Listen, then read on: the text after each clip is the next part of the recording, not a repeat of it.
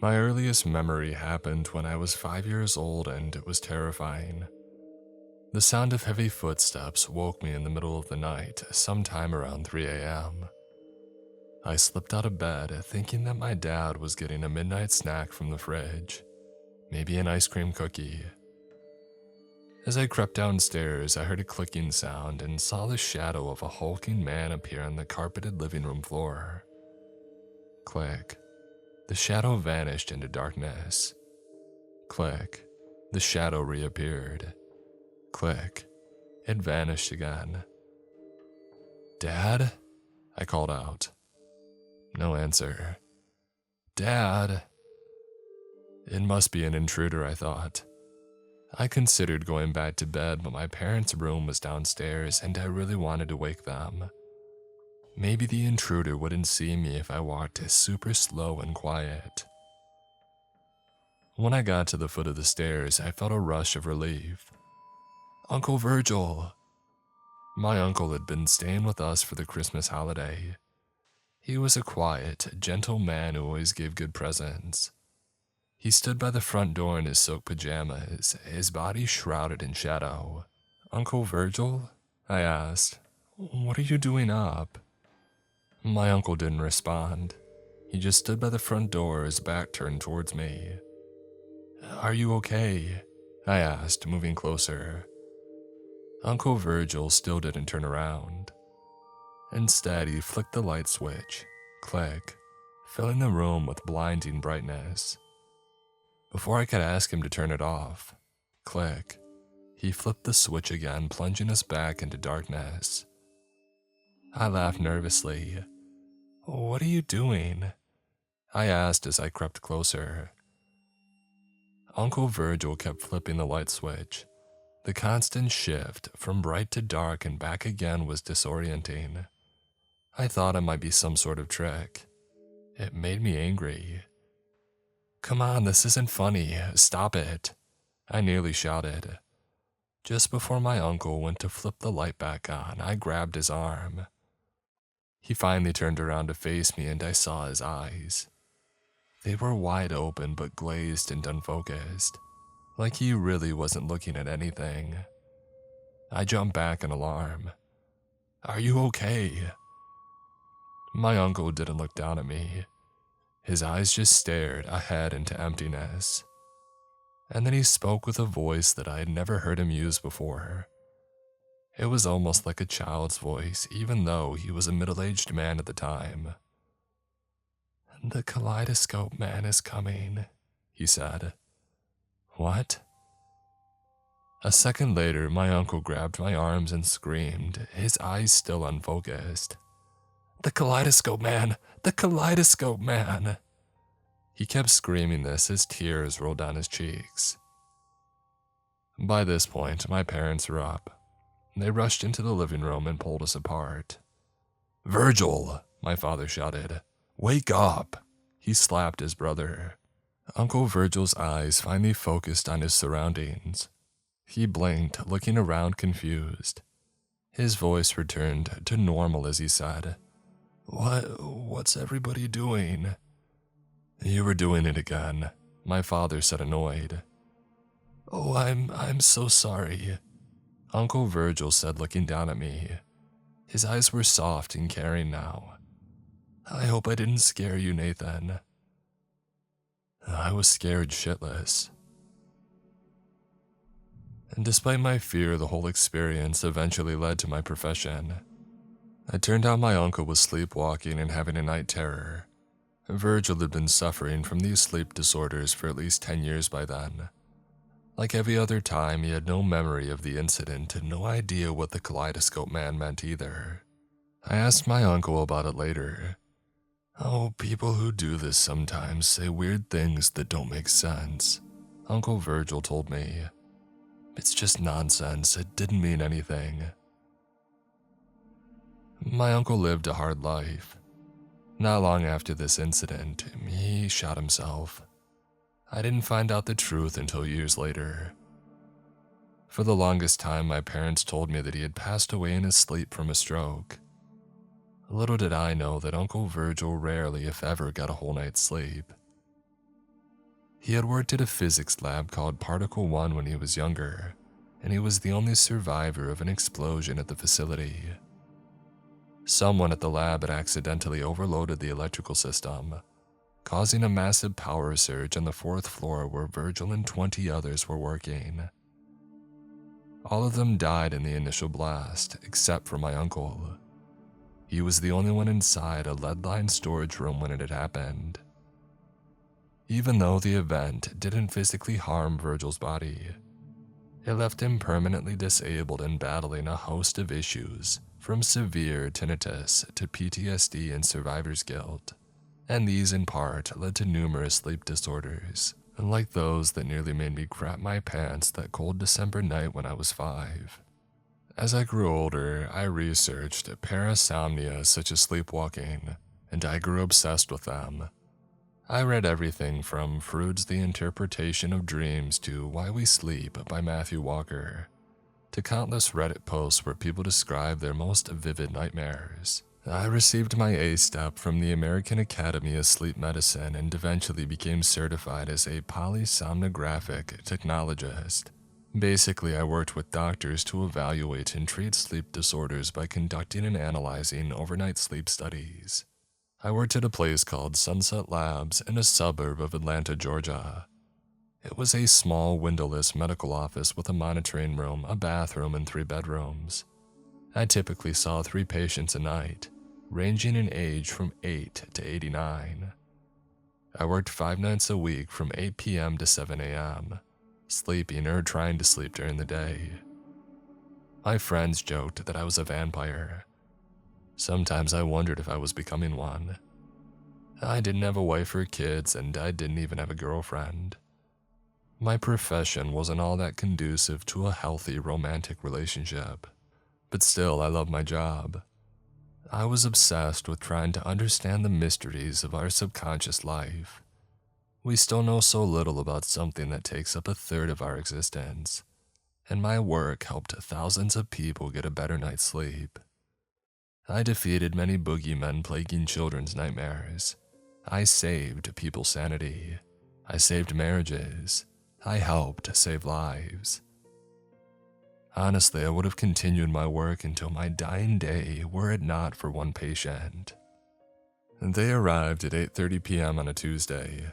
I met the father first. He reminded me of an accountant, very by the book. The man was bleary-eyed, still in his drab office attire and carrying a duffel bag.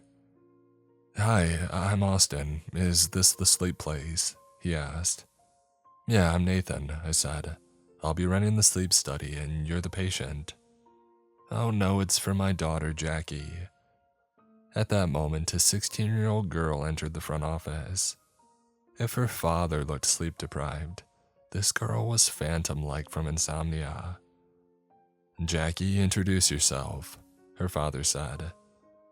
"Hi." Jackie barely looked up from her iPhone as she spoke. She had a goth vibe, dressed in all black pajamas, jet black hair, and bangs that almost covered her eyes. I could see the stress bubbling beyond her pale face. She was holding in a lot of anxiety. "Sorry for whatever havoc I might wreak tonight," she said. "Oh, that's okay. I'm all rested and ready to handle anything that comes my way," I said. This wasn't quite true. At that time, I had been suffering from mild insomnia. I kept waking up from a nightmare. I couldn't remember what it was about, but it always left me drenched in sweat and wide-eyed, clutching a pillow to my chest. Afterwards, I struggled to fall back asleep. Let me show you both to your rooms." I gave Austin and Jackie a quick tour of the facility. Jackie was my only patient for the night. She would be staying in room number 1 with all the sleep study equipment, while her father slept in room 2. It's required for a parent or parental guardian to stay overnight when the patient is a minor. "If there's anything you need, I'll be right across the hall," Austin told his daughter as he set his stuff down. "You should get a full night's sleep for once," Jackie told her dad. "I'm sure the doctor here can handle it." "I'll let you know if I need any help," I told Austin. "And I'm not actually a doctor. I'm a polysomnographist." A poly what? I explained my job as I led Jackie into her room. I'm going to place a series of devices on you that will study you while you sleep. A shelf full of monitoring equipment lay next to the bed, all of which was needed for a complete analysis. Once Austin had entered the room dressed in his pajamas, I began my setup. I started by applying an O2 sensor to Jackie's finger. This will measure your oxygen levels while you sleep, I explained, and then I gave Jackie a belt to place on her chest just beneath her breasts. What's this one do? That's an EKG for your heart rate, I said. Oh, she's been waking us up every night screaming, Austin explained. Sometimes she's up and moving around, slamming cupboard doors or babbling nonsense. Will these gadgets tell me what's wrong? Jackie asked. I can't diagnose your problem, I said. That's for your primary care physician. But these monitors, along with my analysis, will provide your full sleep architecture, so Dr. Richard can hopefully figure out what's going on. A sleep architecture. It's what we call the pattern and duration of different sleep stages throughout the night, I explained. My doc says that I have a lot of parasomnias, Jackie said. I used to sleep just fine. When did these parasomnias start? I asked, looking at her father. I placed an oxygen cannula around Jackie's face, sticking in tubes into her nostrils. This will check your breathing. They started about a month ago, Austin said, but they've been getting worse each week. It used to only happen once a night, but now she'll get up 4 or 5 times at least, sleepwalking or screaming or both. My wife and I often find her messing with the light switches. I looked up at Austin, intrigued. Turning them on and off. Yeah, Austin said. I bet you haven't seen anyone as messed up as me, Jackie said. Jackie, her father admonished her. Oh, I've seen plenty of strange cases, I said as I affixed a snoring sensor to Jackie's neck and EMG sensors to her legs and chin to measure muscle movement and tension. People with sleep paralysis, that's where you're awake but unable to move. I've seen folks who act out their dreams. It's most common in men over 50. I've even seen exploding head syndrome. That's where a loud sound snaps you awake. The noise isn't coming from the outside world, but from inside your head. Some people hear cymbals crashing, others hear an explosion. And Jackie looked nervous as I rattled off the numerous horrors of our subconscious mind. So did her father. And the point is, what you're experiencing is nothing new, I said, smiling. We'll be able to capture it and find a way to get you back to a good night's rest. I grabbed a tangle of wires with electrodes on their ends. Okay, now I'm going to paste these little sensors all over your scalp. Don't worry, the paste will come out the next time you shower. What are they for? An EEG, I explained. These will measure your brainwaves so that we can see what sleep stage you're in. Like if I'm dreaming or not. Exactly. As I began the long process of placing the electrodes on Jackie's scalp, I decided to change the subject. What are you studying in school? Mostly boring shit, Jackie said. Austin gave his daughter another daggered stare for the cursing. But I'm in AV club, which is really cool. They have an old red camera that we can borrow for our projects, Jackie said. Her YouTube channel is really popular, Austin said. She's got 1 million followers. Oh, it's more like a few 100,000. Wow, that's still really impressive, I said. I don't think I've ever received more than 12 likes on something that I posted online. What's the channel called? Urbex Chicks, Jackie said, offering no further information. It's her and a few other girls who do short documentaries on abandoned places in the Atlanta area, her father chimed in. They go through the history of each site and why it closed. She started it for a school project, isn't that right? Yeah, Jackie said. Very cool, I remarked. She's super talented, Austin said proudly. One day you'll be seeing my daughter win Best Documentary at the Oscars. Dad, Jackie said, irritated. I'll have to check it out sometime, I said as I finished affixing the electrodes. Don't forget to like and subscribe, Austin said. Dad! Now Jackie was really annoyed. What, isn't that what you always say? Yeah, but like a million times less lame. Okay, these go right beside your eyes, I told Jackie, holding out 2 electrodes. They'll check when you're in REM sleep, and do you know what that is? When I have nightmares, Jackie asked. Well, it's when you dream. I don't have dreams anymore, only nightmares. She wakes up screaming, her father offered. Do you ever remember these nightmares? I asked. No, Jackie said softly. It seemed like she had shrunk back into her shell in the last 30 seconds. I just remember feeling really anxious. Well, if you have any nightmares tonight, I'm going to come in and wake you up, I said, and I'll ask you what you were dreaming about, while it's still fresh in your mind. Maybe we'll be able to figure out what's giving you such a hard time. Okay, thanks. And one last thing. I pointed to a security camera high on the wall facing the bed. That camera is going to record you through the whole night, okay? So I'll be able to see if you're sleepwalking or have night terrors, or any other disturbances. If you do, I'll come in and make sure that you get safely back into bed. And your father will be right across the hall if you're ever scared or need him for anything, okay? Jackie nodded. She looked tense, staring at the bed as if it were a dark cave. Now just get comfortable, or as comfortable as you can with all these wires on you. I know they're a bit much, I explained. Your father and I are going to leave the room now. You can read or listen to music for a bit to relax, but I would like you to turn the lights out and try to get some sleep by no later than 9:45 or 10. Okay? Sure. Jackie looked at her father, worried. You look like a cyborg with all those wires, Austin said, trying to lighten the mood. Jackie smirked, pretending to be one of the Borg from Star Trek. You will assimilate. Austin laughed. Jackie handed him her cell phone. Here, get a picture of me.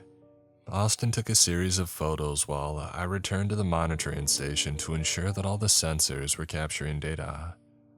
The station consisted of 3 separate computer screens, 2 of which displayed a series of graphs tracking all of Jackie's sleep architecture. Heart rate, O2, eye movement, muscle tension, etc. While the 3rd showed the night vision CCTV feed. The graphs were simple, consisting of lines that ran continuously across the screen with occasional peaks or valleys. At least that's how they looked to the average person. But to my trained eyes, those graphs might as well have been a 3D picture of the sleeper. I had become so attuned to all the little fluctuations that I didn't even need to check the camera feed to know what sleep stage my patient had entered, or what parasomnia they were experiencing. By 9:30, Jackie was alone in the dark, reading something on her phone while lying in bed. Her heart rate had dropped to 64 beats per minute. Her muscles had relaxed and her eyelids appeared heavy. The EEG showed her brainwaves slowing down. She was entering N1, the first stage of sleep. This transition usually takes between 10 and 20 minutes. When I checked the night vision camera a few minutes later, Jackie's phone had fallen flat on her chest as her hand released it. She was officially asleep. The first couple of hours were perfectly normal. Jackie's readings couldn't have been any better. Her heart rate, breathing, and brainwaves showed that she had entered a state of deep sleep, right on schedule. Perhaps the family's parasomnia worries were overblown. Plenty of my previous patients believed their condition was far worse than it really was. As the time dragged on, I plopped my personal laptop onto the desk beside the sleep study monitors and I checked my email. The monitoring system would alert me if any anomalous readings began to appear. I don't know when exactly, but at some point I opened up YouTube. I often listened to chill music playlists from the site on my headphones while I worked. As if the algorithm had been listening to my earlier conversation, I noticed a suggested video from Jackie's YouTube channel, Urbex Chicks, on the main page. It was titled Abandoned Mental Asylum. Oddly enough, somebody had posted the video only 2 hours earlier. It had 0 views. And curious, I clicked on it. The video was about an abandoned psychiatric hospital called Long Pines Mental Asylum, high in the Appalachian Mountains north of Atlanta. Jackie narrated its history as a series of old photos scrolled across the screen in a Ken Burns-style documentary. The hospital was a massive brick structure, built in the style of an old English manor complete with tall bay windows and Gothic stonework. It had a nice view of the forested valley below. Long Pines began as a convalescent home for people suffering from consumption in the 1890s, and later took on patients with various mental illnesses. It remained a working psychiatric facility for almost a century, finally closing its doors in 1998 due to budget cuts and a lack of patients. The cost to maintain such a remote facility was too great for most people to afford, and the grants that they had relied on for decades had finally dried up. Afterwards, many companies tried to turn Long Pines into a luxury hotel. All failed. Most projects fell through due to financial mismanagement, leading many to believe that the site was cursed. Others believed it was haunted. Some would-be developers complained about strange noises in the building, including a scraping sound within its crumbling walls, an errant scream from the basement, and the persistent feeling of being watched when inside its cavernous hallways. The Discovery Channel and the History Channel aired ghost hunting episodes dedicated to the Long Pines, and many YouTubers had also visited it. To date, no one has ever found any evidence of a true haunting, Jackie said in the video. From her narration, it was clear that she was a paranormal skeptic, and the supposed ghosts that people claimed to see were never even patients, much less died there. The second half of the video showed Jackie at Long Pines in the present day, while one of her high school friends filmed her. They visited the building in broad daylight, the sun shining brightly overhead, but even then the place exuded an eerie creepiness. "It's like a big sore on the mountain," the camera person said. "Makes my skin crawl just looking at it." "Oh, I know, it's wonderful," Jackie said. "Let's get some shots of me walking around it." The camera followed Jackie as she toured Long Pines' exterior. The asylum was a skeletal relic of its former self. All its doors and windows were boarded up, its roof half caved in, and thick green vines covered its brick walls like some kind of giant fungal infection. "It's weird," Jackie said, staring at the decaying structure. "This place, it feels familiar, almost like I've been here before." Uh-oh, is the famous skeptic having a haunted experience? Jackie laughed. "Hardly. Ooh." She stopped by the back entrance. "Look at that. Someone or something had pulled a few boards loose, exposing a dark passageway into the building. Zoom in there." Jackie pointed excitedly to the opening. The camera zoomed in but revealed nothing more than pitch blackness. "I'll give you $100 to film in there," Jackie said, "even if it's just for a few seconds." "Are you crazy?" her friend said. "I wouldn't do that for $1,000. Besides, they said we could only film the outside." "Okay, fine, give me the camera," Jackie said. "No, wait, what are you planning? Just give me it." Jackie snatched the camera and the view suddenly shifted. "If we want our videos to go viral, we have to be willing to take some risks." Jackie crouched down until she was level with the dark hole. The entrance was just big enough for her to squeeze through. I could hear a friend pacing with worry nearby. "Jackie, wait." On screen, Jackie's hand brushed aside some hanging vines, and then she entered the beeping. I paused the video and looked up from my laptop. Jackie's sleep readings had shifted dramatically in the last few seconds. Heart rate up, increased muscle tension, rapid oxygen intake. Her brain waves were spiking too.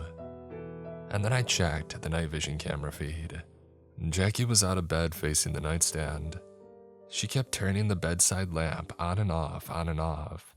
Her eyes appeared open but unfocused, and clearly sleepwalking. I got up and rushed down the hall to Jackie's room, gingerly opening the door so as to not startle her. Jackie was still flipping the lamp on and off as I crept into the room. The constant change in light was disorienting. My eyes never had a chance to adjust to the gloom, and I kept getting momentarily blinded when Jackie turned the lamp back on. Click, click, click. "Jackie," I said in a soft but commanding voice. "Jackie, wake up." The girl showed no response. She stared at the wall blankly as she continued turning the lamp off and on. "Jackie," I walked towards her at a slow and measured pace. "Jackie, it's time to wake up." Still no response. Jackie's eyes never shifted and never found their focus. She didn't even blink. I was almost on top of her now. The lamplight was blinding. How was it not affecting her eyes? I wondered. You should always be gentle when waking a sleepwalker. You don't want to disorient or upset them. It could make the situation worse. "Jackie," I reached out my hand. "It's time to wake up." As soon as my fingertips brushed her shoulder, Jackie's eyes found me. There was something off about her stare, like she was staring through me rather than at me. "He's coming," she whispered, breathing heavily. "Who?" Jackie mumbled a response, too faint to decipher. I moved closer. "Who's coming?" "The kaleidoscope man! The kaleidoscope man!" I jumped back, nearly falling to the floor. Jackie kept screaming as Austin rushed into the bedroom, flipping on all the lights. "What's happening?" "She's having a night terror," I shouted over the screams. Austin and I grabbed a hold of Jackie's arms, trying to calm her down. "Jackie, Jackie, come back to us, honey." Seconds later, Jackie's screams ceased and her eyes shut. She coughed a bit, her voice was hoarse from all the shouting. "What?" Jackie looked up at her father and me, wiping tears from her cheeks. "Oh no, I did it again, didn't I?" "It's okay, honey," Austin said. "You're safe now, everything's okay." "Do you remember anything that just happened?" I asked. "No," Jackie said, confused. "What was I doing?" "You were flipping the lamp on and off again," I said. "And then when I tried to wake you, you mentioned something about a kaleidoscope man." "Kaleidoscope man?" "She's mentioned that before," Austin said. He looked at me worried. "Do you think it means anything?" "What? No, it's just the subconscious firing off random information. It's meaningless, a night terror vocalization." "Because you look kind of strange when she said that just now," Austin said. "Said what?" Sweat beaded on my forehead and my pulse quickened. "The thing about the kaleidoscope man. It's like you recognized it or something," Jackie said. Both of them were staring at me now. Do they know something that I don't? I wondered. Did I mention Uncle Virgil and his night terrors earlier? "It's just, I hadn't heard that one before," I said. It caught me off guard. Austin turned to his daughter. "You need to get back to sleep, honey." "Yeah, I know." Jackie looked worried.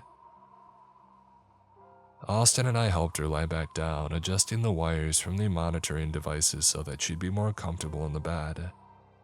People who suffered from night terrors were usually worried about going back to sleep, especially children, but Jackie's level of fear was worse than any that I had ever seen before. "It'll be okay," I told her. "Your father and I are right here. We'll make sure that you don't accidentally hurt yourself." "It's not me that I'm worried about hurting," Jackie said. "What if I do something to someone else?" She looked up at her father. Austin choked back tears. I could tell this whole mess was killing him, being unable to help his baby girl. He stroked Jackie's hair. "You could never." "Can you stay here for a bit?" she asked. It'll help me relax." "Sure." We stayed by the bed for another 10 minutes.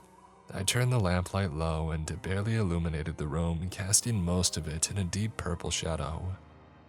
We were quiet. Jackie lay on her side, breathing deeply while Austin held her hand. She finally started to relax. I noticed her jaw slacken and she was asleep again. Austin returned to his bedroom, while I turned off the lamp and went back to the monitoring station. Jackie's graphs were all normal when I arrived back at my desk, and they indicated that she would soon enter REM sleep at the time of dreaming. Her eyelid monitor was already spiking. Hopefully she wouldn't have any nightmares. Her night terror, like all night terrors, occurred during non-REM sleep at stage 4, the deepest and most restorative stage. Stage 4 is a time when the brain and body are almost completely turned off, the closest that we come to death in our sleep. Technically, Jackie wasn't having a nightmare when she got up and started messing with the lamp. And yet, when she had mentioned the kaleidoscope man, it was like she was remembering something she had just seen. Something vivid. Something from a nightmare. In my experience, people just mumbled incoherently, screamed, and even grunted while having night terrors. The only other time I had heard somebody speak so clearly was that night that I found Uncle Virgil, and he used those exact words. I must have told Jackie about my uncle, I thought, probably when she was talking about her previous parasomnia experiences. It's the only way to explain such a unique term tied to my past, but I couldn't remember ever mentioning it. And years after my uncle's suicide, I had asked my father more about Virgil's strange behavior during his night terrors, particularly that term, the kaleidoscope man. "Do you have any idea where he could have gotten that from?" I had asked. "Oh, your uncle suffered a traumatic brain injury," my father had told me. "And that can cause people to say or do things that make no sense even when they're completely awake." And when we had first visited Virgil in the hospital after the explosion, he couldn't really communicate. We'd ask him a simple question like, "Do you want some water?" And he would respond with a weird phrase like, "The river flows only upward." We could tell that he was trying to communicate, but the words were coming out all wrong. One of the things he said most often was the kaleidoscope man. "Does that hurt, Virgil? The kaleidoscope man hurts," he would say. "Can you squeeze your right hand for me, Virgil?" He would stare at the nurse and respond, "Tight, tight, the kaleidoscope man, tight." No one knew the origin of the term. Doctors suggested it was something from his early childhood, like a cartoon character. But I watched all the same cartoons with him, and I don't ever remember one called that. Maybe it was something from his work. I had asked my father. No, none of his coworkers recognized it either. But I thought that all of his coworkers died in the explosion. Well, his immediate coworkers, yes, but there were plenty of other people who worked on other floors at that physics lab, and they knew about the work that Virgil's team was doing. It had nothing to do with kaleidoscopes or prisms or anything like that. What were they working on? I'd asked. They were experimenting with something called quantum nodules, I think. Trying to find a new state of matter. It all sounded like Greek to me, my father had said. As I grew older, I looked up the place where Uncle Virgil worked, Particle 1. I read every online article that I could find about the research facility, from Wikipedia to scholarly journals to random Reddit posts. They said the lab had studied phenomena such as electron diffraction, atomic spectra, and quantum tunneling, whatever those meant. But there was one field of study that stood out. It was never confirmed, just a rumor posted on message boards. The rumor was that Particle 1 was trying to produce dark matter via a high-energy collider, a machine that pushes particles to their very limits. Supposedly, this experiment caused the explosion that blew up the 4th floor, the one Virgil had barely survived. Some Redditors even claimed it had ripped a hole in the fabric of reality, letting something, some kind of dark energy, slip silently into our world. Or so the rumor goes. I found no evidence of a collider in any official article about Particle 1 Labs. If one existed, it would have been massive, taking up miles of space and costing billions of dollars. It wouldn't have fit on one floor of their building. I came to a definitive conclusion years ago. A power surge had caused the explosion and nothing more. Life isn't always some grand conspiracy. I checked the sleep monitors. Everything was back to normal. Jackie was still in stage 4, her heart rate and breathing at their lowest levels so far. Good. Hopefully that night terror earlier was the last of tonight's entertainment, I thought. Speaking of entertainment, my eyes fell upon the Urbex Check YouTube video that I was playing earlier. It was still paused at the moment that Jackie entered the Long Pine Sanitarium. Who would have posted that video, and why tonight, I thought. Was it one of the other girls on her team? Did Jackie even know about the post? She didn't mention it earlier when we were talking about her channel. And why post something where they were clearly breaking the law? I would tell Jackie about this when she wakes up tomorrow morning. I didn't want her to get in trouble. But for now, I clicked play on the YouTube video and the footage continued from Jackie's POV as she entered the pitch-black interior of Long Pine's mental asylum. There was some coughing, then Jackie clicked on a camera-mounted light, illuminating the crumbling foyer. Millions of dust motes danced in the air. "What do you see?" her friend asked from outside. Nothing." Jackie coughed some more. "Just old junk." She panned the camera around, revealing broken and rotten furniture. Chairs, shelves, wardrobes. Jackie walked forward, entering a hallway connected to the foyer. "Don't go too far." Her friend's voice was barely audible on the tape. "I'm just gonna take a quick look around," Jackie responded. Her camera light shone upon a series of decaying prison cells connected to the hall. All of them were open. There was one room every dozen yards or so on the left side of the passageway. Most rooms were empty save for a rusty bed frame or a mildewed sheet. I could hear Jackie's breathing increase as she ventured down the hall. She sounded scared, but she kept going. It was almost as if something was compelling her to continue. As soon as her camera lit up its interior, she gasped. Someone had scrawled complex mathematical equations and crude drawings all over the walls in black crayon.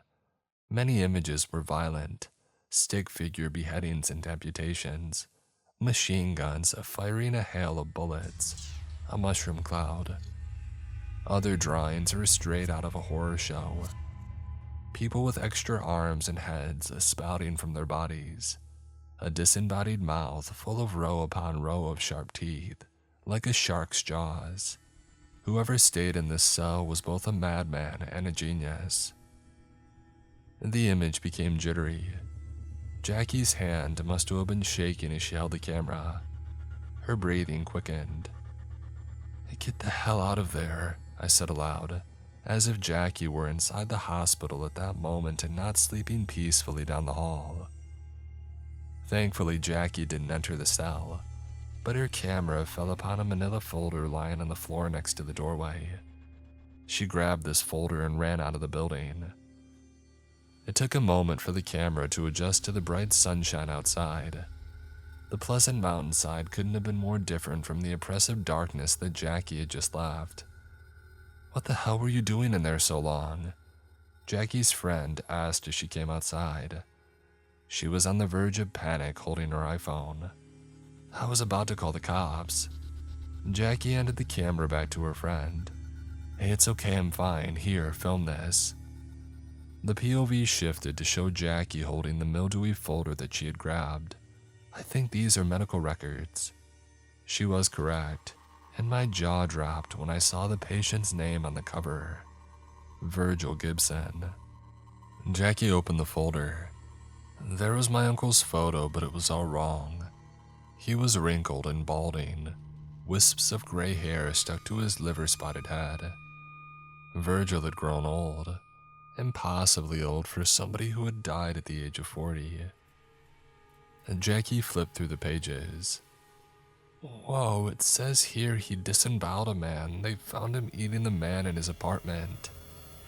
Disgusting. My parents had lied. Uncle Virgil had never killed himself. He was locked away in a mental institution for murder. He spent decades there and nobody in our family had ever visited him. Jackie read from one of the many doctor's reports in the folder. The subject exhibits signs of paranoid delusion combined with schizophrenia and megalomania. Claims to be an interdimensional being that he calls the Kaleidoscope Man who controls him in his sleep. Yo, this is some wild stuff. How had Jackie not mentioned any of this earlier, especially after I had asked her about the Kaleidoscope Man? Did she forget this whole event had happened? In the video, Jackie kept flipping through the pages. Looks like they didn't know how to treat him. He bounced around from one facility to the next before he landed here. The patient suffers from sleepwalking, often turns the lights on and off in his sleep in a specific pattern. A specific pattern like Morse code, her friend asked. I paused the YouTube video, my hand shaking. This was too much. I mean, this can't be real, I thought. I went over to the monitor that was recording Jackie's sleep. I rewound the footage to the beginning of her sleepwalking night terror incident. I rewatched Jackie slip out of bed and then turn the lamp on and off, on and off. It was a pattern. I pulled out a notepad to jot it down. There were times she quickly turned the light on that could correspond to a Morse code. Dot. And then there were times that she would leave it on for a few seconds before switching off. A Morse code, dash. I had to rewatch the whole sequence a few times to get the pattern. Dot dot dash, dot dot dot dash, dot dot. And then the cycle repeated over and over. Perhaps the girl from the video was correct. Could it be Morse code? If it was, a quick Google search revealed the answer. It was a single word. Dot dot dash dot dot dot dash dot dot. Translated to FEED. Feed. All of a sudden I heard beeping again. Jackie's sleep monitors were going haywire. Brainwaves spiking, heartbeat racing, muscle tension at maximum. If this were a parasomnia, it was the biggest one that I had ever seen. I switched the night vision camera footage back to its live feed. Jackie was out of bed again, eyes wide and blank. She started ripping the sleep monitoring devices from her body, tearing out clumps of hair as she removed the electrodes from her scalp.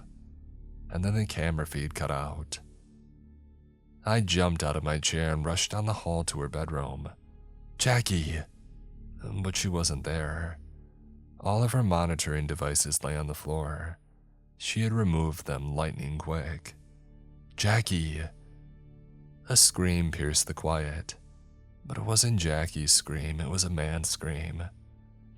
I ran across the hall, ripping open the door to Austin's bedroom. It was so bright that I immediately shut my eyes, fearing that I would go blind. Austin! I called out. No response. Why are the walls red? Did they repaint the room? Austin! I called out again. What's going on? Where's Jackie? The screams were so loud that they rattled my brain. I had never heard such agony before. It was guttural, animalistic. I had to see what was going on, and so I cracked open my eyes just a sliver. The light felt like it was burning my retinas. Austin lay in bed, soaked in blood. Blood covered everything in the room, even the walls, and now repainted in death. There was so much blood, too much for just one person. And it was all flowing up towards the ceiling, as if gravity had suddenly reversed. The river flows only upward. My uncle's words echoed in my head. Please make it stop, Austin cried. Jackie stood over her father. I saw her bloodied arms pulling out his intestines like she was coiling a slimy rope. It was so methodical, so lifeless. Jackie! But when I tried to look at her face, I only saw a series of brilliantly colored lights, constantly shifting between fractal patterns, too bright to focus on and too complex to comprehend. I nearly went blind when I saw that face. I could feel my sanity slipping away. The whole world was suddenly too much to handle, too frightening to be real. I screamed and screamed and screamed and woke up screaming on the bloody floor, Austin's pale, lifeless body staring at me. They say I never had a patient named Jackie, only a man named Austin. He came in that night for a routine sleep study. They say that I was suffering from insomnia, that I hadn't had a whole night's sleep in weeks, perhaps even months. They say they found me lying next to Austin, my arms wrapped around his intestines, a bloodied knife on the floor. I told them about the kaleidoscope man and my Uncle Virgil. They noted my family history of psychosis. I told them about Jackie and the YouTube video at Long Pines. They reminded me that Jackie never existed, and that I was now at Long Pines, just like my uncle. They locked me up in here, told me that I would likely never return to the outside world, but I would get better in time with the proper medicine and treatment. But they don't see him visit me each night, whispering commands. They lock me up in his cell, but they don't know all the doorways hidden in the dark corners of this world, and how many of them open when we sleep.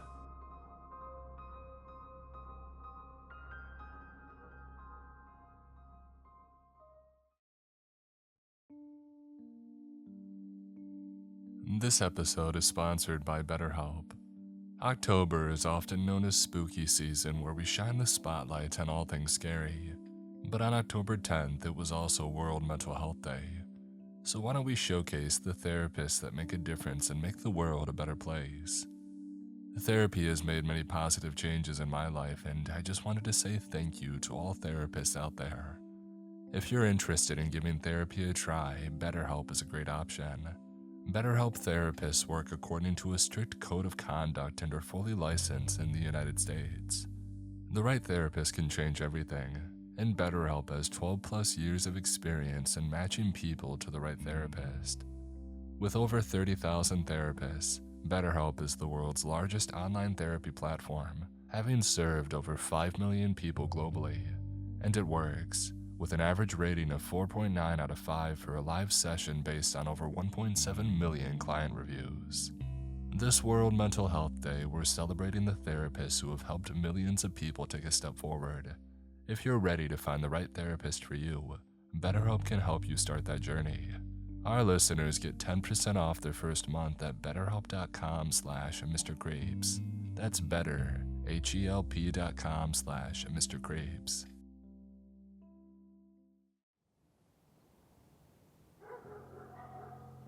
Look, I'm not gonna give you any real names because we did some pretty sketchy stuff out there in the desert. But you can call me Jay, and that's close enough for government work. You know what I mean. First thing you gotta understand about me is that I hate the heat. I hate it. Can't stand the sun beating down on you like some angry god trying to melt your brain into soup. And I'm never ever going back to the Southwest. Not for all the green chili and hatch. Not for all the silver and the sandias. Not for nothing. You see, I still get these nightmares, man. They come when the sun's getting low and turning all orange and nasty. When those clouds light up like cotton candy at some twisted carnival.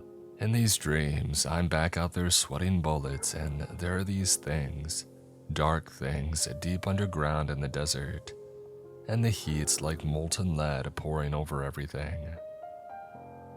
I wake up drenched in sweat even when it's snowing outside my apartment here in Portland. But back in 2005 when I was 19 and thought that I was hot stuff, dude, I thought nothing bad would ever happen to me. Had that bravado that comes with being young and stupid, you know. Thought I was invincible. Thought the world owed me something just for showing up. I was living in a town in New Mexico. Not gonna say which one, it's safer that way. And I was couch surfing, staying with some shady people, and doing whatever odd jobs I could find to keep myself in ramen and weed money.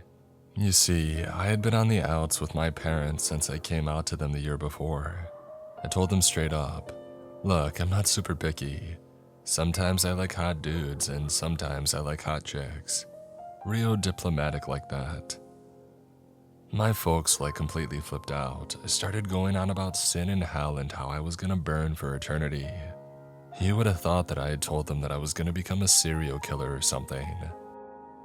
So they kicked me out when I turned 18. And there I was, just being young and dumb in the high desert. Hanging with my friends, getting blazed, and thinking that I had all the time in the world to get my life together. The heat was always there, pressing down on you like a weight, making everything shimmer and dance in the distance. But I figured that I would adapt, Figured I would grow into it like a lizard or something. I was zonked most of the time anyway, so the heat just felt like part of the haze. Plus I was 19 and immortal, right? What could go wrong? Holy crap, man, if I could go back in time and slap some sense into that kid. But everybody thinks that, So I'm living this hand-to-mouth existence, right? Doing landscaping one day, helping somebody move the next, whatever kept me in gas money and munchies. But the work was drying up faster than spit on a sidewalk in July and I was getting desperate. That's when my dealer, let's call him Miguel, told me that he knew a guy who knew a guy who had some work. Under the table stuff, good money. No questions asked. It's like manual labor, Miguel said, passing me this gnarly joint that tasted like it was rolled in old socks. But it pays cash and it pays good. I was blazed enough to think this sounded legit, and so I said, sure, hook me up.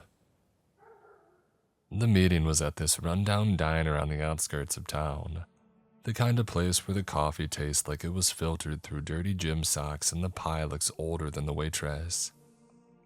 I headed in around 2 in the afternoon, sweating through my shirt after walking across town. The guy was sitting in a back booth, and dude, he was off. Like seriously off. Skin as pale as a fish belly, which was trippy as hell because everybody out here gets burnt to leather just walking to their mailbox.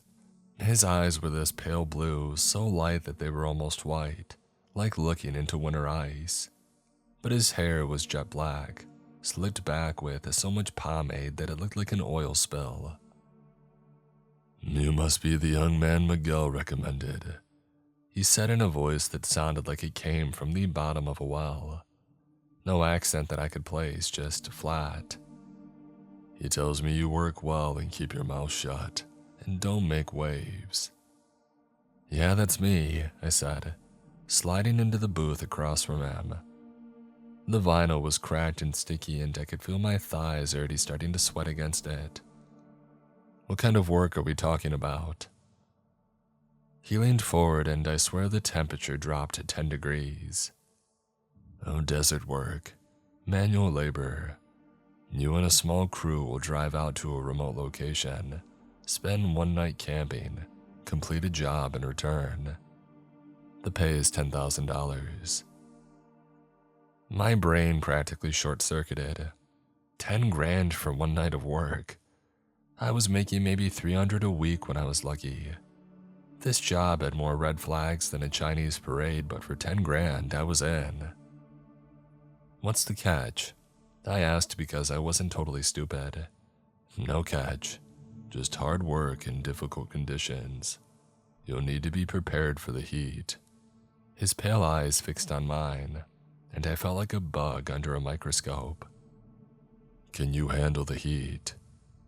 The way he said it made my skin crawl, but for $10,000, man, that was like hitting the lottery. Yeah, I can handle anything, I lied. He slid a business card across the table. It was blank except for an address. Tomorrow morning, 7 a.m. sharp. Don't be late. And just like that, he stood up and walked out, leaving me sitting there wondering what the hell I had just signed up for. The next morning, I walked up to this warehouse on the industrial side of town. The kind of place that looks abandoned but has too many fresh tire tracks in the dirt to actually be empty. The sun was already making the asphalt shimmer and it wasn't even 8 o'clock yet. There was a white box truck parked outside and 3 other guys standing around looking about as confused as I felt. "Orale, this is some serious hardware," said this stocky Hispanic dude with tattoos covering his forearms. He stuck out his hand. "And Pedro." "Jay," I said, shaking it. His grip was solid, calloused from real work. The other Hispanic guy introduced himself as Xavier, a quiet type with intelligent eyes that seemed to take in everything. And then there was Red, who had that weathered look of someone who had spent his whole life under the desert sun. Native features, but I had no idea which tribe. And finally Kate, who I could tell right away was the jefe, the boss lady. Short, built like a fire hydrant, with arms that looked like she could bench press a Honda. "All right, listen up," Kate said, ticking off items on a clipboard. "It's a 3-hour drive to the site. We're packing food, water, and camping gear because we're staying overnight. This is serious business, not some weekend camping trip. Anyone who can't handle that needs to walk away right now." Nobody walked. "Good, now load up." She started directing us to load the equipment into the back. A winch, a sledge, coils of rope as thick as my wrist, pulleys, camping gear, enough water jugs to fill a swimming pool. "Are we riding in the back of the truck too?" I asked. "No, in the stretch limo we're renting. Of course in the truck, this isn't a pleasure cruise," she replied curtly. The drive was brutal, man. Kate drove while the rest of us sweated in the back like sardines in a can. No AC, just the tiny hatch from the front propped open. Hot air blowing through like a hairdryer set to hell. I kept chugging water and watching the landscape get more and more alien as we headed further from civilization. Every so often, Kate would pick up the CB radio and say something in code. "Blue jay to eagle's nest, checking in," or "cactus flowers clear." Always got a response in the same cryptic BS. It made my paranoid stoner brain start spinning all kinds of theories about what we were really doing out here. "Where exactly are we going?" I asked Pedro, who was sitting across from me, mopping sweat off his forehead with a bandana. "Way out near the lava fields," he said, "and near the Malpais. You know, there are dead volcanoes out there on the border. I didn't know that either until today." Xavier looked up from where he had been staring at the equipment. "Volcanic activity stopped maybe 3,000 years ago, left behind all these lava tubes and formations. It's the perfect place to hide things." "Hide what?" I asked, but he shrugged. Red spoke up for the first time, his voice quiet and gravelly. "People get killed on digs like this. The money talks louder than common sense." That should have been my first real warning, but I was 19 and stupid and already counting my 10 grand in my head. The heat was making me dizzy and I just wanted to get wherever we were going, so that I could get out of that rolling oven and into some shade. We pulled up to the site around 10 in the morning and I have to say, it was like landing on Mars. Nothing but black volcanic rock stretching to the horizon, twisted into weird shapes by ancient fires. The heat hit us like a physical thing when we opened the truck doors, and I immediately started sweating harder than I ever had in my life. "Set up camp in the shade of that outcropping," Kate ordered, pointing to some rocks that cast maybe 6 feet of shadow. "And drink water constantly. I don't want anybody dropping from heat stroke." I started joking around with Pedro and Xavier, trying to lighten the mood, but Kate shut that down fast. "Stow that junk and stay focused," she snapped. "This is serious business. People have died out here for being careless." Something in her tone made my blood run cold despite the heat. This wasn't just about moving some rocks or digging holes. This was something else entirely, and I was about to find out what. After we set up camp, and I use that term loosely because it was basically just throwing our sleeping bags in the only patch of shade that we could find, Kate gathered around and started handing out gear. Heavy work gloves, headlamps, and more water bottles. "We're going about 200 yards that way," she said, pointing toward what looked like absolutely nothing. Just more twisted black rock under the merciless sun. "There's a hidden canyon in the lava fields. You'd walk right past it and never see it if you didn't know it was there." She was right. We trudged through the heat for a few minutes, sweat pouring off of us like we were melting, and I was starting to think that she was leading us to our deaths when suddenly the ground just opened up. 1 second we're walking on solid volcanic rock. The next there's this crack in the earth maybe 6 feet wide, with boulders and overhangs creating natural cover. "Whoa," Pedro muttered, peering down into the darkness. "How the hell did anyone find this place?" Kate went down first and then called up for us to follow. The canyon was maybe 30 feet deep, and the second that I hit bottom, the temperature dropped at least 15 degrees. It was still hot as blazes, but compared to the surface, it felt like walking into air conditioning. "This way," Kate said, leading us toward what looked like a crack in the canyon wall. As we got closer, I realized it was actually the mouth of a cave. A lava tube probably formed when molten rock flowed through here thousands of years ago. Xavier was running his hands along the entrance. "This isn't natural," he said quietly. "Someone carved this wider. Look at the tool marks." He was right. The edges of the opening had been chiseled and smoothed, widened from whatever natural formation had been there originally.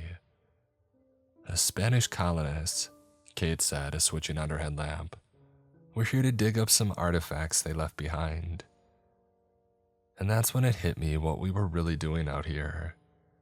"Oh crap," I said, the reality sinking in through my heat-addled brain. "We're grave robbers, aren't we?" Kate shrugged. "I'd call it archaeological recovery. But yeah, basically, you got a problem with that." I thought about the 10 grand waiting for me and I shook my head. "Nah man, dead Spanish dudes don't need their stuff anymore, right?" "I've worked a couple of sites where people got hurt doing exactly this kind of off-the-books digging," Red said, looking at me with a serious gaze. "We need to be careful." We headed into the lava tube, our headlamps cutting through absolute darkness. The cave opened up into a section that was wider than I expected, maybe 40 feet across, with a sandy floor and a massive stone ceiling that disappeared into black above our lights. The walls were rough volcanic rock, but they had been carved out in places, smoothed and shaped by human hands. "Start digging here," Kate said, pointing to a spot in the center of the cave floor where the sand looked different, darker, more compacted. We dug for 2 hours in that sweltering underground oven, taking turns with the shovels and chugging water like our lives depended on it, which looking back they probably did. Pedro was the first to hit something solid. "Got something," he called out, scraping sand away with his hands. "Big something." What we uncovered made my blood run cold despite the heat. It was a sarcophagus, stone, about 6 feet long, 2 feet wide, a foot or so deep. But it wasn't like any Spanish artifact that I had seen in museums or textbooks. This thing was weird. The stone was some kind of dark volcanic rock, almost black, covered in carvings that hurt to look at. No Spanish writing or crosses or anything Christian. These were symbols that seemed to twist and writhe in the light of our headlamps. "That don't look Spanish to me," Xavier said, echoing my thoughts. "A Spanish colonist found a lot of indigenous artifacts," Kate said, but even she sounded uncertain. "Probably Anasazi or Pueblo, pre-Columbian." Red was standing at the edge of our excavation, staring down at the sarcophagus with a curious expression. "That's not Anasazi," he said quietly. "That's not Pueblo. That's not anything from any tribe I know." The thing felt wrong in every possible way. Despite being buried in sand in a cave where the temperature had to be pushing 90 degrees, the stone was cold to the touch, as if it had been sitting in a freezer, and it was heavy. We had barely uncovered half of it, and already I could tell this thing weighed a ton. "How are we supposed to move this?" I asked, wiping sweat out of my eyes. "It's gotta weigh like 2,000 pounds. "Well, that's what the winch is for," Kate said. "We rigged pulleys to the ceiling, used the truck as an anchor point outside. It's gonna take all 5 of us and most of the afternoon, but we can do it." Pedro was running his hands over the carved symbols, frowning. "These markings, they're not worn down like you would expect from something that old. It's like they were carved yesterday." "Maybe because it's so dry," Xavier said, but he didn't sound convinced. I was about to say something else when Red spoke up again, his voice barely above a whisper. "We shouldn't be doing this. This is federal jurisdiction, FBI level stuff. My brother-in-law got 2 years for it." "Too late for second thoughts," Kate said firmly. "We've got a job to do." But as we rigged the pulleys and prepared for the long haul of dragging that cursed thing out of its resting place, I couldn't shake the feeling that Red was right. The sarcophagus seemed to radiate a strange sense of dread, like it was sucking the life out of the air around it. And the symbols, God, those symbols. Even now, 20 years later, I can still see them when I close my eyes. They seemed to move in my peripheral vision, shifting and changing when I wasn't looking directly at them. We should have listened to Red. We should have filled that hole back in and walked away. But we didn't. And what happened next, well, that's when things really went to hell. It took us until sunset to get that cursed thing out of the cave and drag it to our campsite. Even with the truck and the winch, even with the pulleys and the sledge, even with all 5 of us working in shifts, it was absolutely brutal work. The sarcophagus fought us every inch of the way like it wanted to stay buried. The ropes kept slipping, the pulleys jammed, and twice we had to re-rig the whole system when anchor points failed. By the time that we had it pulled to camp and covered with a heavy canvas tarp, we were all dead on our feet. The sun was setting behind the volcanic peaks, painting the sky the color of dried blood, and the temperature was finally starting to drop from a surface of mercury to just inside an oven. "Tomorrow we'll drag this up the ramps into the truck and get the hell out of here," Kate said, cracking open a warm beer from the cooler. Even she looked wiped out, her usual fire hydrant intensity dimmed by exhaustion and heat. Pedro was already working on getting a fire started, stacking mesquite branches in a ring of volcanic rocks. "Man, I can't wait to get back to civilization," he said, striking a match. "First thing I'm gonna do is find the biggest, coldest swimming pool and just live in it for a week." "What are you gonna do with your cut, Jay?" Xavier asked, settling down in a sleeping bag and pulling off his work boots. His feet were pale and wrinkled with sweat. I was chugging like my 12th bottle of water of the day, trying to replace what felt like half my body weight in lost fluids. "Dude, I'm gonna get an apartment with an air conditioner the size of a Buick and never leave. Maybe get a little refrigerator just for beer. Live like a king in climate-controlled comfort." 10 grand goes fast," Red said quietly. He had been even more withdrawn since we had uncovered the sarcophagus, sitting apart from the group and staring at that tarp, covered shape like it might sprout legs and walk away. "I hope it's worth pissing off the feds." "Come on, hermano," Pedro said, getting the fire going properly. The flames cast dancing shadows across the black volcanic rock. "This is easy money." Kate was digging through the food supplies, pulling out cans of beans and packages of hot dogs. "Red, what are you going to use the money for?" "I'm behind on my truck payments and I need to keep working, plus my kids' meds." But he didn't continue, just sat there watching the fire.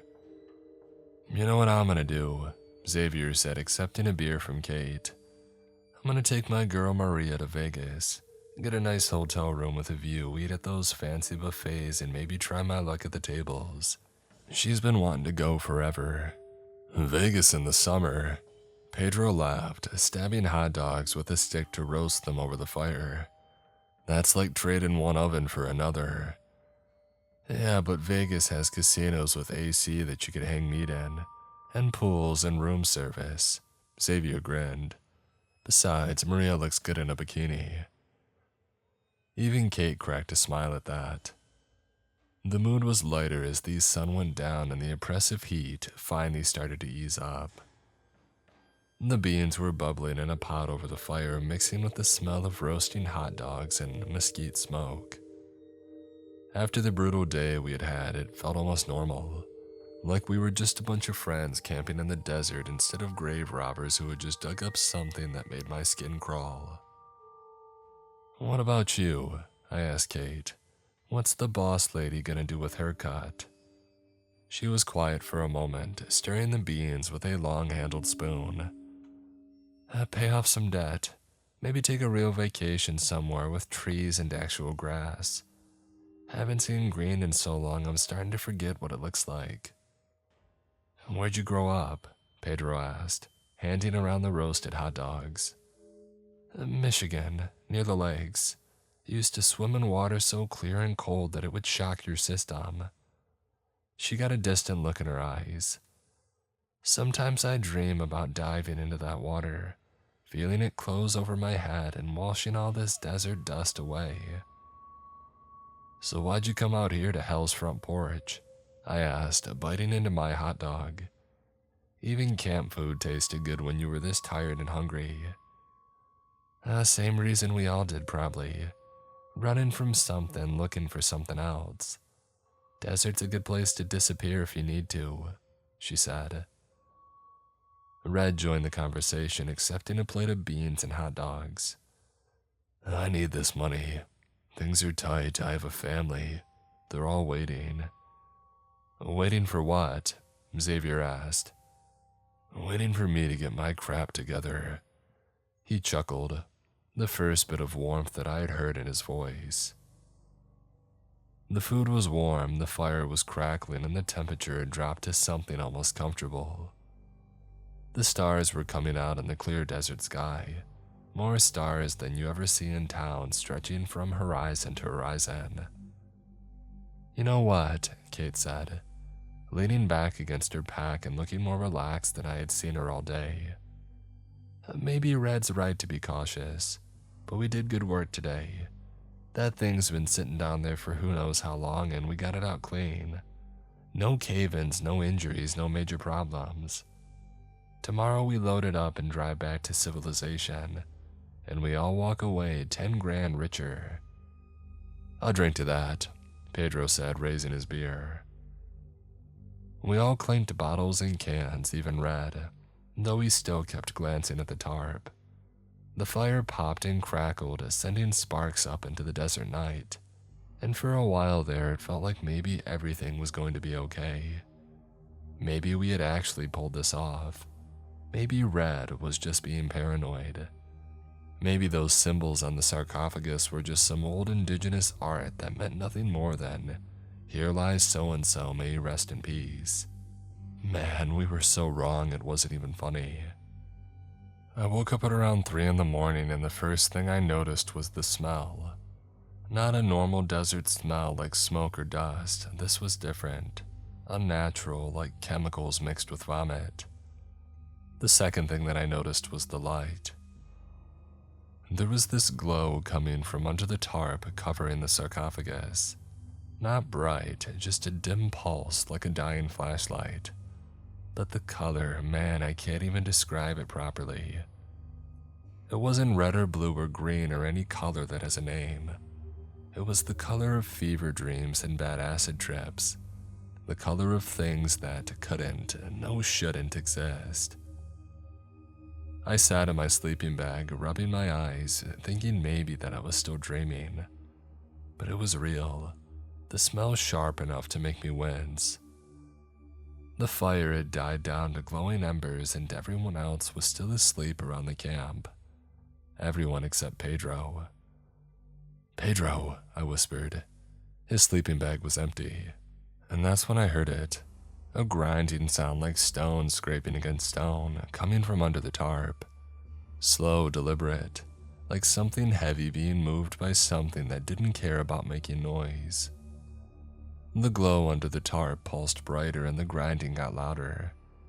I should have woken the others, should have grabbed Kate and shaken her awake, should have started yelling. Instead, I just sat there like an idiot, watching that impossible light seep through the canvas. And then the grinding stopped. The quiet that followed was worse than the noise. It was the kind of silence that presses against your eardrums, thick and heavy and full of waiting. Something moved in the darkness beyond our camp. Something big. "Pedro," I called out, louder this time. My voice cracked like I was 12 years old again. A scream answered me from somewhere out in the lava fields, high, terrified, and human. It started as Pedro's voice. I would know that voice anywhere after spending all day working next to the guy, but it changed as it went on. It got higher, more animalistic, like he was being torn apart while he made the sound. And then it cut off. The silence came back, and that awful smell and that pulsing light under the tarp that hurt to look at. What the hell? Kate was sitting up now, reaching for the flashlight beside her sleeping bag. "Don't," I whispered, but she was already switching it on, sweeping the beam across our campsite. The tarp had shifted. The sarcophagus was partially uncovered, and even in the dim light, I could see that the lid was open. Not just cracked open, but wide open, like the jaws of some stone predator. The symbols carved into the sides were glowing with that nameless color, pulsing in rhythms like a heartbeat. "Where's Pedro?" Xavier was awake now too, his voice tight with fear. Another scream echoed from the darkness further away this time. Definitely human at first and then dissolving into something else. Something wet and broken. Red was on his feet, grabbing his boots. "We need to go right now." "Go where?" Kate demanded, but she was already moving, stuffing her sleeping bag into her pack. "What is happening?" A shadow moved at the edge of our firelight. Not the shadow of a person. Too tall, too wide, and moving in ways that were hard to follow. "The truck," Red said urgently. "Get to the truck." But I couldn't move. I was staring at that open sarcophagus, at those glowing symbols, at the absolute darkness inside where something had been lying for God knows how long. The smell was getting worse, seeping into my pores and making my eyes burn, and I realized that I was shaking uncontrollably. That's when I heard Xavier scream. He was trying to run toward the truck when something massive erupted from the shadows. One second he was there, the next he was airborne, thrashing and yelling as something huge dragged him into the dark. His screams echoed in the night, raw and getting fainter and more desperate until they turned into that same wet, animalistic bleating that I had heard from Pedro. "Run!" Kate yelled. "Everyone run!" Red was already moving, sprinting toward the truck. I tried to follow, but my legs felt like jelly, and the oppressive darkness was making it hard to think and hard to breathe. Behind me, I could hear something large moving through the camp, displacing rocks, getting closer. I stumbled after Red, tripping over volcanic debris. He had maybe a 20-foot head start when the shadow caught him. I saw it happen in the corner of my eye. This massive dark shape flowing over the ground like a liquid nightmare. Red didn't even have time to scream before it wrapped around him and yanked him sideways into the darkness. There was a wet tearing sound, like shredding meat, and then nothing. That got me moving faster than I had ever moved in my life. I reached the truck just as Kate came running up from the other direction. her face a mask of terror in the starlight. She had the keys. "Get it started," I said, throwing myself into the passenger seat. Her hands were shaking so badly that she dropped the keys twice before getting them in the ignition. The engine turned over on the third try, headlights cutting through the darkness. "Where are they?" she whispered. "Where is everybody?" I couldn't answer, because I could see shapes moving in our headlight beams, strange shapes that shouldn't exist, and I knew exactly where everybody was. "Go," I hissed. Kate put the truck in gear and started to drive, but we only made it about 50 yards before something slammed into the driver's side with enough force to tip us over. Then the truck slid, metal screaming against volcanic rock, before coming to a rest on its side. My head cracked against the passenger window, and for a few seconds everything went sparkly and dark. When my vision cleared, Kate was hanging in her seatbelt, blood streaming from a gash on her forehead. The windshield was spiderwebbed with cracks, and something was moving outside. "Jay," she whispered, "help me get out of this seatbelt." I tried to reach up, but my left arm wasn't working right, probably broken. Through the cracked windshield, I could see massive shadows circling the truck, patient and deliberate. And that's when the driver's side window exploded inward. Something dark and impossibly strong reached in from above through the broken glass and grabbed Kate by the shoulders. Her seatbelt snapped like tissue paper, and she started screaming as whatever had her began dragging her through the window frame, folding her like a lawn chair. "Jay," she screamed, her face appearing in the truck's lights for just a second. Blood covered her features like a crimson mask, her eyes wide with absolute terror. "Help me!" But then something jerked her back into the darkness, and the screaming started in earnest. High and desperate at first, and then dissolving into those same inhuman sounds of abject terror and pain that I had heard from the others. The sounds of being torn apart by something that took its time. I lay there in the overturned truck, listening to Kate die, too broken and terrified to move. The headlights were still on, pointed at crazy angles, illuminating patches of volcanic rock and shadow. And in those shadows something moved. Something big, something hungry, something that had been waiting in the dark for thousands of years. The screaming stopped. Everything went quiet except for the tick of cooling metal in my own panicked breathing. I waited there for what felt like hours, sure that any second something was going to reach through the broken windows and drag me out to join the others. But nothing happened. The shadows moved and shifted, but they kept their distance from the truck. Maybe it had had enough for one night, or maybe it was just savoring the fear, letting me marinate in terror before the final course. I don't know why it didn't take me. But as the hours passed and the sky started to lighten, the shadows began to fade. By the time the sun came up, painting the desert in shades of gold and red that reminded me too much of that impossible light under the tarp, I was alone. Completely, utterly alone. It took what felt like forever to crawl out of the truck. My left arm was definitely broken, and I was pretty sure that I had a concussion, but I could walk. Sort of. I grabbed a half-empty bottle of water and I stood up. I must have been in shock when I started walking toward the road, leaving behind the overturned truck, the empty campsite, and the cursed sarcophagus with its lid hanging open like a stone mouth that had finally finished feeding. I walked for 2 hours in the desert heat before a state trooper found me, half dead from dehydration and babbling about monsters in the dark. They took me to the hospital, and for the better part of a day, a pair of grim-faced detectives asked me the same questions over and over, making it clear they thought that I was either high, crazy, or a murderer. I told them that we had had an accident, a vehicle rollover. The others had wandered off in the dark looking for help, and they never came back.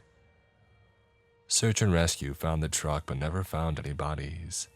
They never found the box either, or at least they didn't say. And then just as they were getting ready to haul me to a county jail cell, he showed up. The pale man from the diner. He walked into my hospital room wearing a crisp black suit in defiance of the desert heat. He didn't say a word to me, instead pulling the lead detective into the hallway. I saw him quietly show the detective some kind of identification in a leather wallet. The cop who had been ready to charge me with 4 homicides just went pale himself and nodded. A minute later, the detective came back in and told me that I was free to go and that my story of a tragic camping accident had been corroborated. He couldn't get out of the room fast enough. The pale man stepped in as the cops left, his icy blue eyes fixing on me. He tossed a roll of cash on the bed.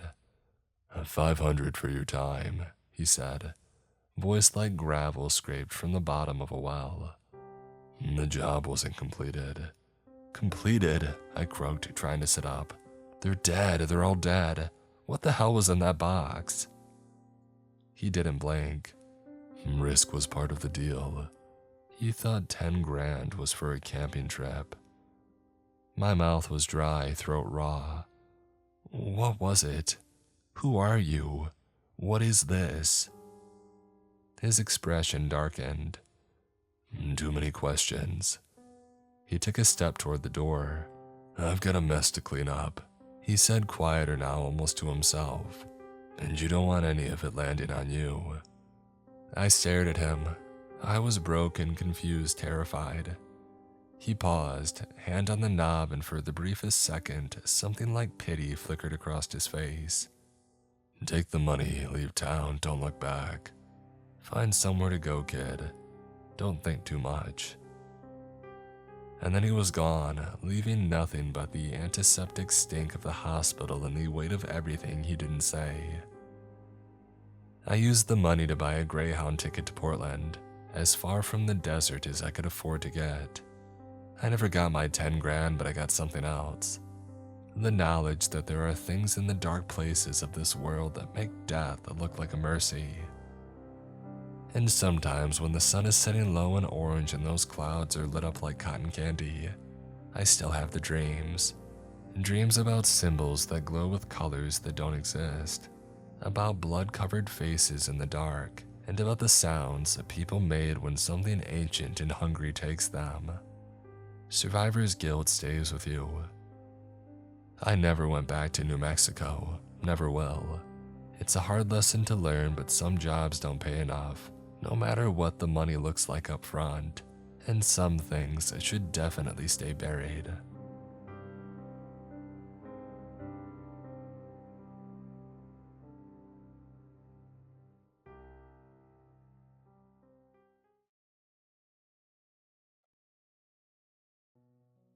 At the end of the summer, I took a job at a Boardwalk arcade. I'd be working during the off-season, September to April. I figured it would be easy. The arcade was the only thing open year-round. Everything else, the amusement rides, the frozen yogurt place, the funhouse, would be shuttered and closed. As September rolled around and the chill crept in, one by one everything began to shut down. I watched them winterize the tiger-themed kitty roller coaster. I watched them cover Trevor the Train's big gray ugly face with a zippered tarp. A rolling metal door was pulled over the entrance to the funhouse. By late September, the place was a ghost town. The boardwalk was almost always empty, save for the lone bicyclist or runner. The ocean continued to beat against the empty beaches. A few kids would come into the arcade here and there, but it wasn't much. Why don't we just close in the winter? I asked the girl who worked with me, Abby. This can't be profitable for the people who run this place. I don't know, she replied, but I'm not complaining. It was a sweet deal. Not only were we paid a full salary for doing very little all day, but we were also offered subsidized housing.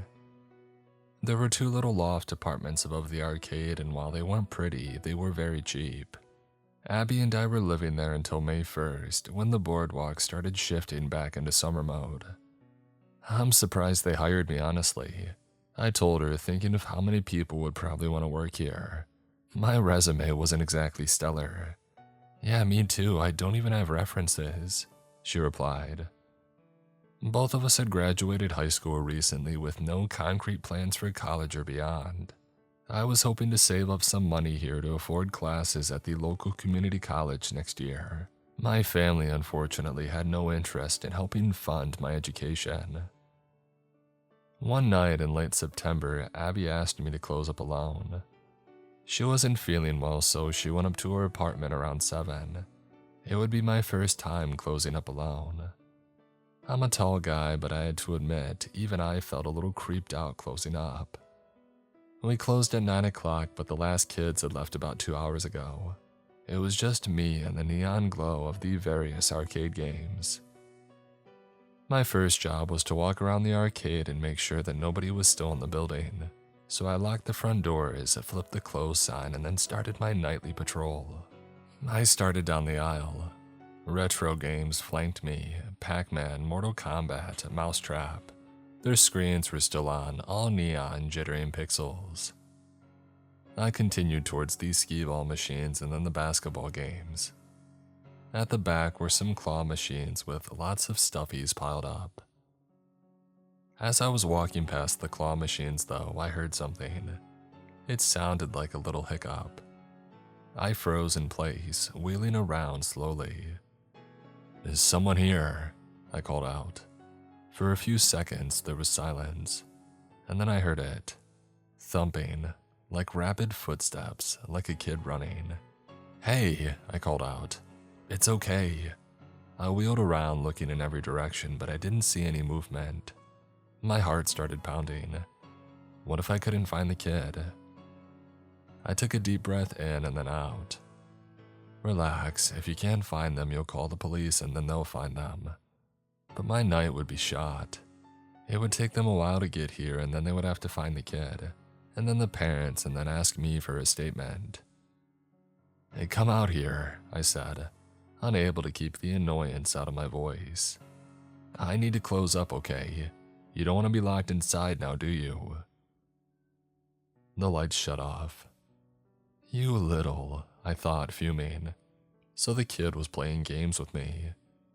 Dim light streamed in from the boardwalk, which looked miles away from where I was at the back of the arcade. The neon lights of the consoles glowed, casting strange shadows across the place. I sucked in a deep breath. A rustling sound came from behind me. I whipped around just in time to see the stuffed animals in the claw machine shift. I looked down at the prize door and it was swinging. Oh no, did the kid climb in there? They could suffocate or something, and how was I supposed to get them out? I crouched by the prize door and lifted the flap. "Hey, come on, you gotta get out of there," I called in my nicest voice. Silence. "I have candy," I sing-songed. Nothing. The teddy bear shifted again. There was a slight gap between a brown bear in a dress and a black bear in overalls. In it, I could just make out the glint of an eye. The kid was staring at me. "You can choose any bear you want and take it home with you." I reached my hand up through the prize door. "Here, take my hand, I'll get you out."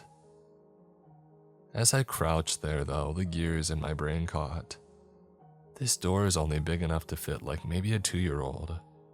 Would a 2-year-old really have the skill to climb up in there? And they certainly wouldn't be playing games with me, turning out the lights and hiding. The teddy bear shifted. Something shot out and grabbed my wrist. My arm was pulled up into the machine. My shoulder hit the frame of the prize door with a crack. I yanked my arm back, but it was strong, like way too strong to be a kid. But the hand was small like a child's, small and pale in a vice grip. I grabbed the claw machine with my free hand and pushed wildly. Finally, I yanked my hand free. I stumbled to my feet and I backed away, panting. I whirled around and sprinted towards the front of the arcade. The neon lights zoomed past me in the darkness. "Step up and score," said the booming voice of the basketball game. I forced myself faster, but my foot caught on something. I tripped and careened into the darkness. The floor hit me hard. I scrambled up, ignoring the pain, just in time to see a small shape dart behind the pinball machine. All I could make out was a pale, chubby hand. I jumped up, ran to the door, unlocked it, and ran out onto the boardwalk, gulping in lungfuls of the chilly and salty air. The harsh white glow of the safety lights poured down on me. In the distance, across the sand, the dark ocean swirled and rolled. I looked up at the stars, barely visible in the glow of the lights. "You saw them, didn't you?" My entire body froze. I heard the soft thumps of footsteps behind me, felt their presence weighing down on me, but I didn't want to turn around. Something ingrained in my subconscious, honed with years and years of evolution and survival, it told me to keep my eyes on the ocean. Maybe it was the strange rolling rhythm of the voice, or the off-kilter limping footsteps, but my brain was screaming, "Don't turn around." "Yeah," I replied, my voice shaking. "Don't let them touch you," the voice said. And then I felt the invisible weight pressing down on me shift, and heard the limping footsteps fade to my right. I closed my eyes, taking deep breaths of air. When I finally opened them and turned around, the boardwalk was empty. There was a tangle of dried seaweed in front of the arcade where I had guessed the thing had been standing. I hesitated for a second, staring into the darkness of the arcade, and then I called the police. They did a thorough search of the place. I watched their flashlight beams sweep over the dark aisles between the games. A few minutes later, the lights came back on. One of the officers came out to debrief me. He was a broad man with black hair and a mustache, a very stereotypical 80s macho man type. He looked right at home in a badge and uniform. "Oh, there are a lot of weird people who lurk around here off-season. Kids playing pranks, teenagers smoking and drinking. We try to keep an eye on it, but it happens." "Did you see anyone in there?" I asked. "Nope. Must have run off before we got here." I had had my eye on the door. There was no way they could have run off. "And you looked in the claw machines?" I asked. "As best we could." I told him about the man who had spoken to me, leaving out the supernatural elements. He waved a hand dismissively.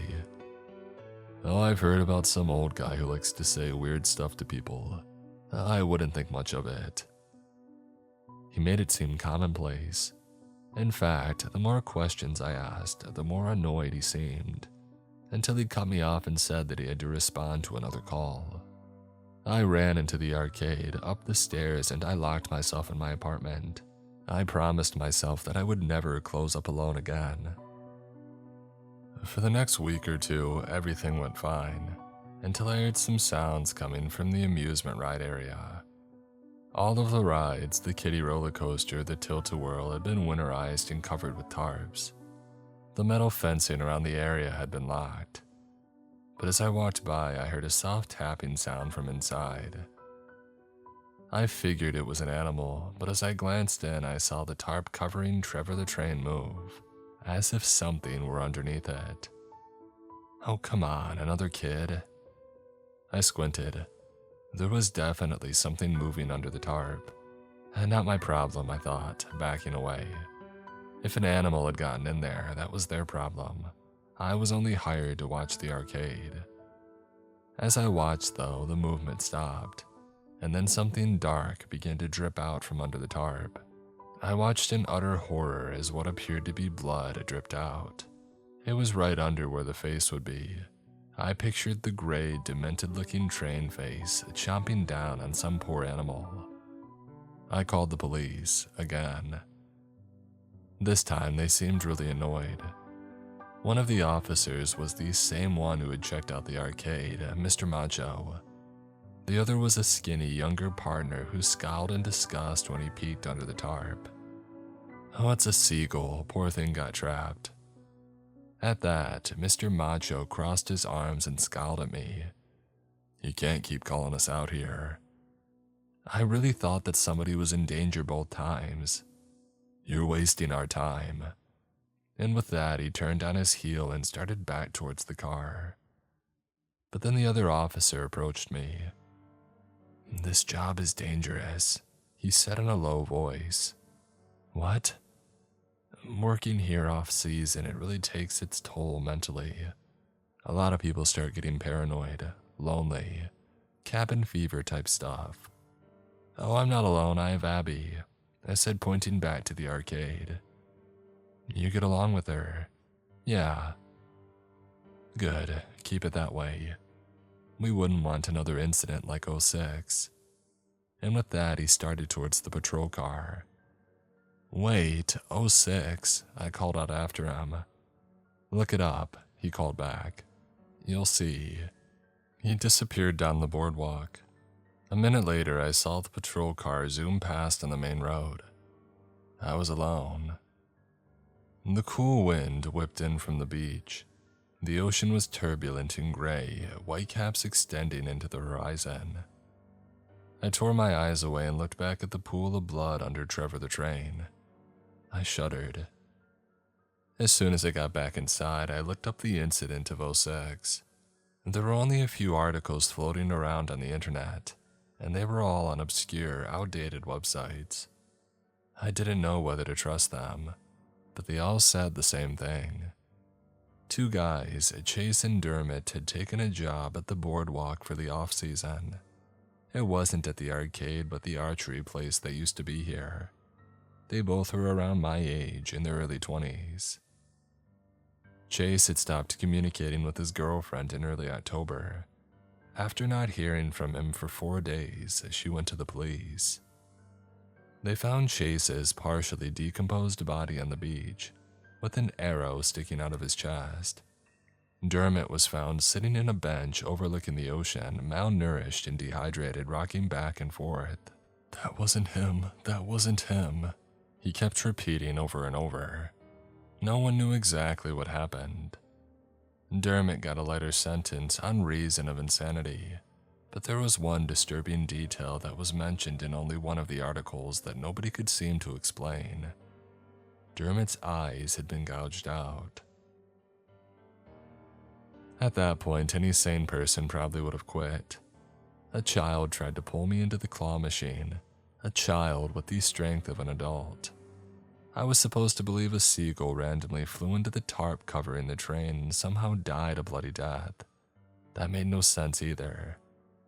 And now there is apparently a gruesome murder here 20 years ago. I stayed for 2 reasons.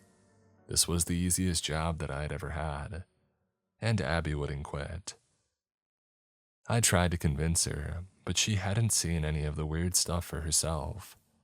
She agreed the murder was terrifying, but it happened so long ago it didn't rattle her, and I wasn't going to leave her here to fend for herself.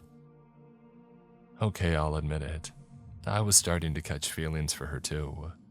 I didn't know her that well, but she was cute and kind. She probably wasn't even open to dating. She confided in me that she was currently struggling with an eating disorder, but I at least wanted to be there for her as a friend. And so I stayed, and for a few days, things were fine. And then one rainy Wednesday morning, Abby and I found a note taped to the door of the arcade. It read, "Someone reported hearing noises from the funhouse. There may be an animal trapped in there. Can you go check it out? From David." And David was the guy who had hired us. Our boss, though we hadn't seen him since the training at the end of August. "Oh, hell no," Abby said. "It's not even our job," I replied. But as it turned out, it was our job.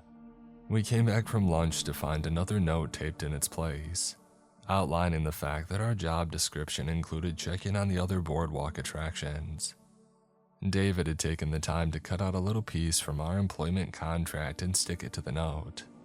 He had also lovingly added, "It is your job, and employees who don't do their jobs will be fired." Both of us froze.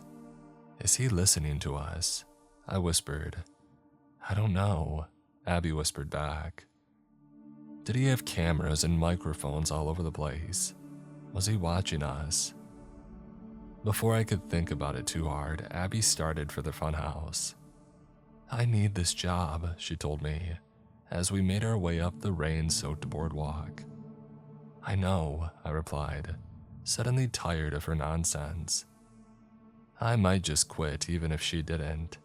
I didn't sign up for this no matter what David said was in our contracts.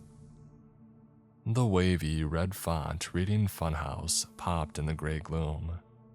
The spray-painted clown stared down at us with dead eyes. Abby pulled out the key, slid it into the lock, and pushed the retractable door aside. The funhouse was completely dark. The air smelled dusty and rotten. "What if the animal's rabid?" Abby whispered. "If it bites you, catch it, then you can get it tested." She raised an eyebrow. "You think I'm going to be able to catch a rabid animal in a funhouse?"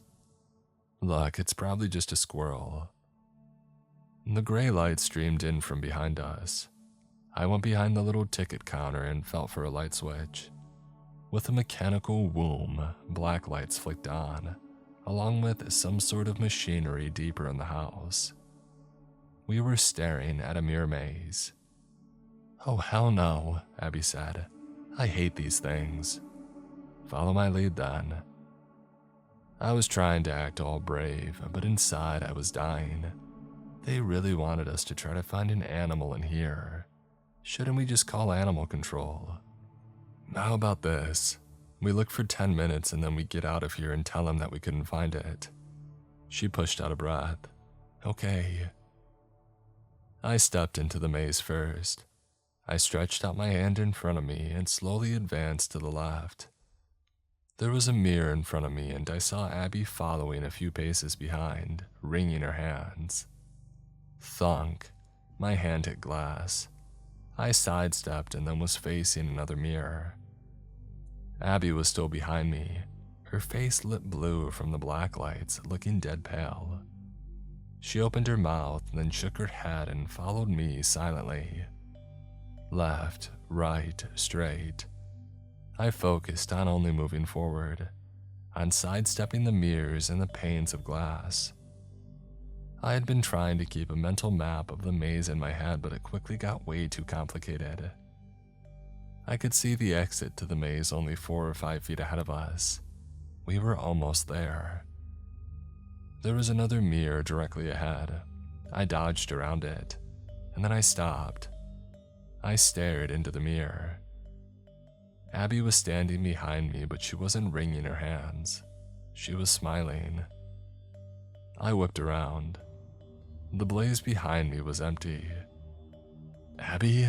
I called, my voice echoing. "Abby!" Relief flooded me when I spotted her a few paces back. She looked terrified, her face pressed up against the glass, skin blue from the lights. I carefully stepped left and then right, trying to retrace my steps through the maze. I was right on the other side now. "It's gonna be okay," I told her, pressing my palms against the glass. "It's going to be fine, okay?" I looked left and then right. Both mirrors. I couldn't figure out how to actually get to her, but I was right here. "Abby, you can hear me, right? We're going to be fine." And that's when I heard it. Tripping. I looked down. Underneath Abby, there was a puddle of something dark. I looked up at Abby and screamed. There was a dark line across her throat, blood dripping down her black shirt. In the low light, I hadn't even. She was dead. "No," I mumbled, backing away. My back hit a pane of glass. "Abby, please, you can't." Her head snapped up. Her eyes flew open and her lips curled up into a smile, bearing blood-stained teeth. She canted her head, looking at me. "What the?" "I'm over here." I whipped around to see Abby at the exit to the maze, waving her hands wildly. "That's not me." I screamed as a pane of glass thundered down from the ceiling. It locked into a groove in the floor, trapping me. I slammed my fists against it, It shook but didn't break. I felt my pockets, my phone.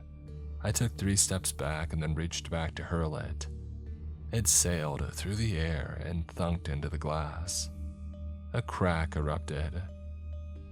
I could see Abby winding her way towards me. I pounded the crack with my fists. It grew, spreading, and then the entire pane shattered. Seconds later, she grabbed my hand and tugged. I saw the maze in flashes, a dead Abby leaving bloody handprints as she pounded on the glass, the smiling Abby in the mirror slowly advancing on us, grinning wider and wider. More panes of glass thundered down. I burst into the darkness. We were out of the maze, but deeper in the funhouse. The lighting was dim. Black lights shone from somewhere above, making streamers glow sickly shades of puke green and radioactive orange. Up ahead, I heard that looping, recorded audio track of laughter. Abby grabbed my arm, her fingers squeezed tight. The dark hallway veered left, and then we were staring at an animatronic clown. The laugh track continued as the clown twisted its head back and forth. He was stirring a cauldron full of dark liquid. It made an awful squelching sound. "Come on," I said, tugging Abby. The clown's eyes followed us as we were hurried towards the next room, which wasn't a mirror maze but filled with funhouse mirrors, the kind that distorted your reflection. I barely looked at them as I hurried past. It wasn't until I made it into the hallway with the shifting floor tiles that I realized Abby was no longer holding my hand. Shit. For a second, I wanted to keep going. Maybe she had slipped past me. Maybe she was safe on the boardwalk waiting for me. But of course, deep down, I knew that wasn't true. I turned around and sprinted back. Abby was kneeling on the floor of an octagonal room. She stared into one of the several funhouse mirrors hanging on the walls. Her face was blank, as if entranced. "Abby?" I whispered. She let out a soft whimper. I leaned down and took her hand. "Hey, come on, let's go." "I can't," she whispered. And then I saw what was in the mirror. It was her reflection, but just the slightest bit different. She looked like she had gained 5 or maybe 10 pounds. The difference was barely even noticeable, but to Abby, it was everything. "That's me," she said. "That's what I look like." She felt her own face, frantically patting her fingers on her cheeks. "That's me. That's me. Abby, we really need to." I can't, it's me." She clawed at her cheeks. It's me, that's what I look like." I grabbed her hand and tried to tug her up, but then my eyes caught on my own reflection in the mirror. My face and body were as they should be. I looked exactly the same. My pale skin and dark hair, my thin frame and rumpled clothes, standing in the middle of the room. But then I noticed the people behind me. A woman with curly auburn hair, a man with close-cropped black hair, both of them faced away from me. My parents. My heart sank to the floor. I tried not to look, but I couldn't tear my eyes away. Even after everything, seeing them was like an instinctual pull, something primal, a thread attaching me to them. "You never cared about me," I growled to the mirror without even thinking. The one that looked like my mom slowly turned her head.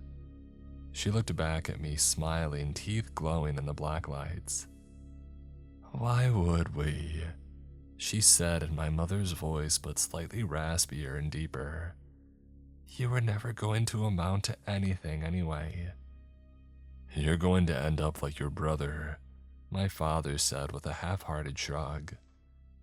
A soft thump made me turn away. I spun around to see the reflection, Abby crawling out of the mirror, hands splayed on the floor, hair hanging over her face. Her hand slowly reached up towards Abby's neck. "No!" I screamed. I grabbed her by the arm and pulled her away. "Come on!" I shouted, my voice raw. I had been crying too. We sprinted through the darkened hallways past another animatronic clown butchering something with a cleaver. We veered left into a tunnel and the floor tiles shifted beneath us, nearly throwing me off balance. Then we were at the exit, gasping in the cold air. Abby collapsed on a bench and sobbed. I wrapped my arms around her, feeling numb. "Come on," I said, when she had stopped crying. "Let's get out of here." She nodded. I helped her up and we started off. We hurried down the boardwalk, past the shuttered Midway games, the frozen yogurt stand. The stairs that led down to the beach came into view. And then music filled the air. One of the games up ahead was open. A zippered tarp had been pulled back. I could see the colorful piles of stuffed animals, a multicolored wheel spinning lazily, making a ticking sound against the spokes. I slowed down, reaching my arm out to shield Abby. We both stared. "That wasn't open this morning," Abby whispered. "Let's just go past. Don't look at it," I replied. "Just walk. Pretend you don't even notice it." We started down the boardwalk. As we got closer, I could see in my side eye that there was someone in the booth. A woman dressed in a tuxedo of sort. She stood perfectly still, hands clasped in front of her, as the wheels spun and spun. As we started to pass it, I could see tears of mascara running down her face, and I could hear her whisper over the music. "They're all dead." My fingers tightened on Abby's arm as we tried to pass.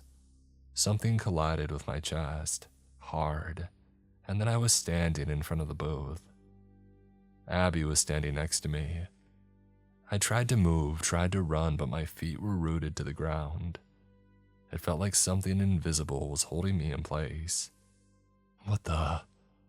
Abby's voice died in her throat. The woman in the booth reached out a hand towards the wheel. Her face was white, as if painted with white makeup, and her grin stretched all the way to her ears.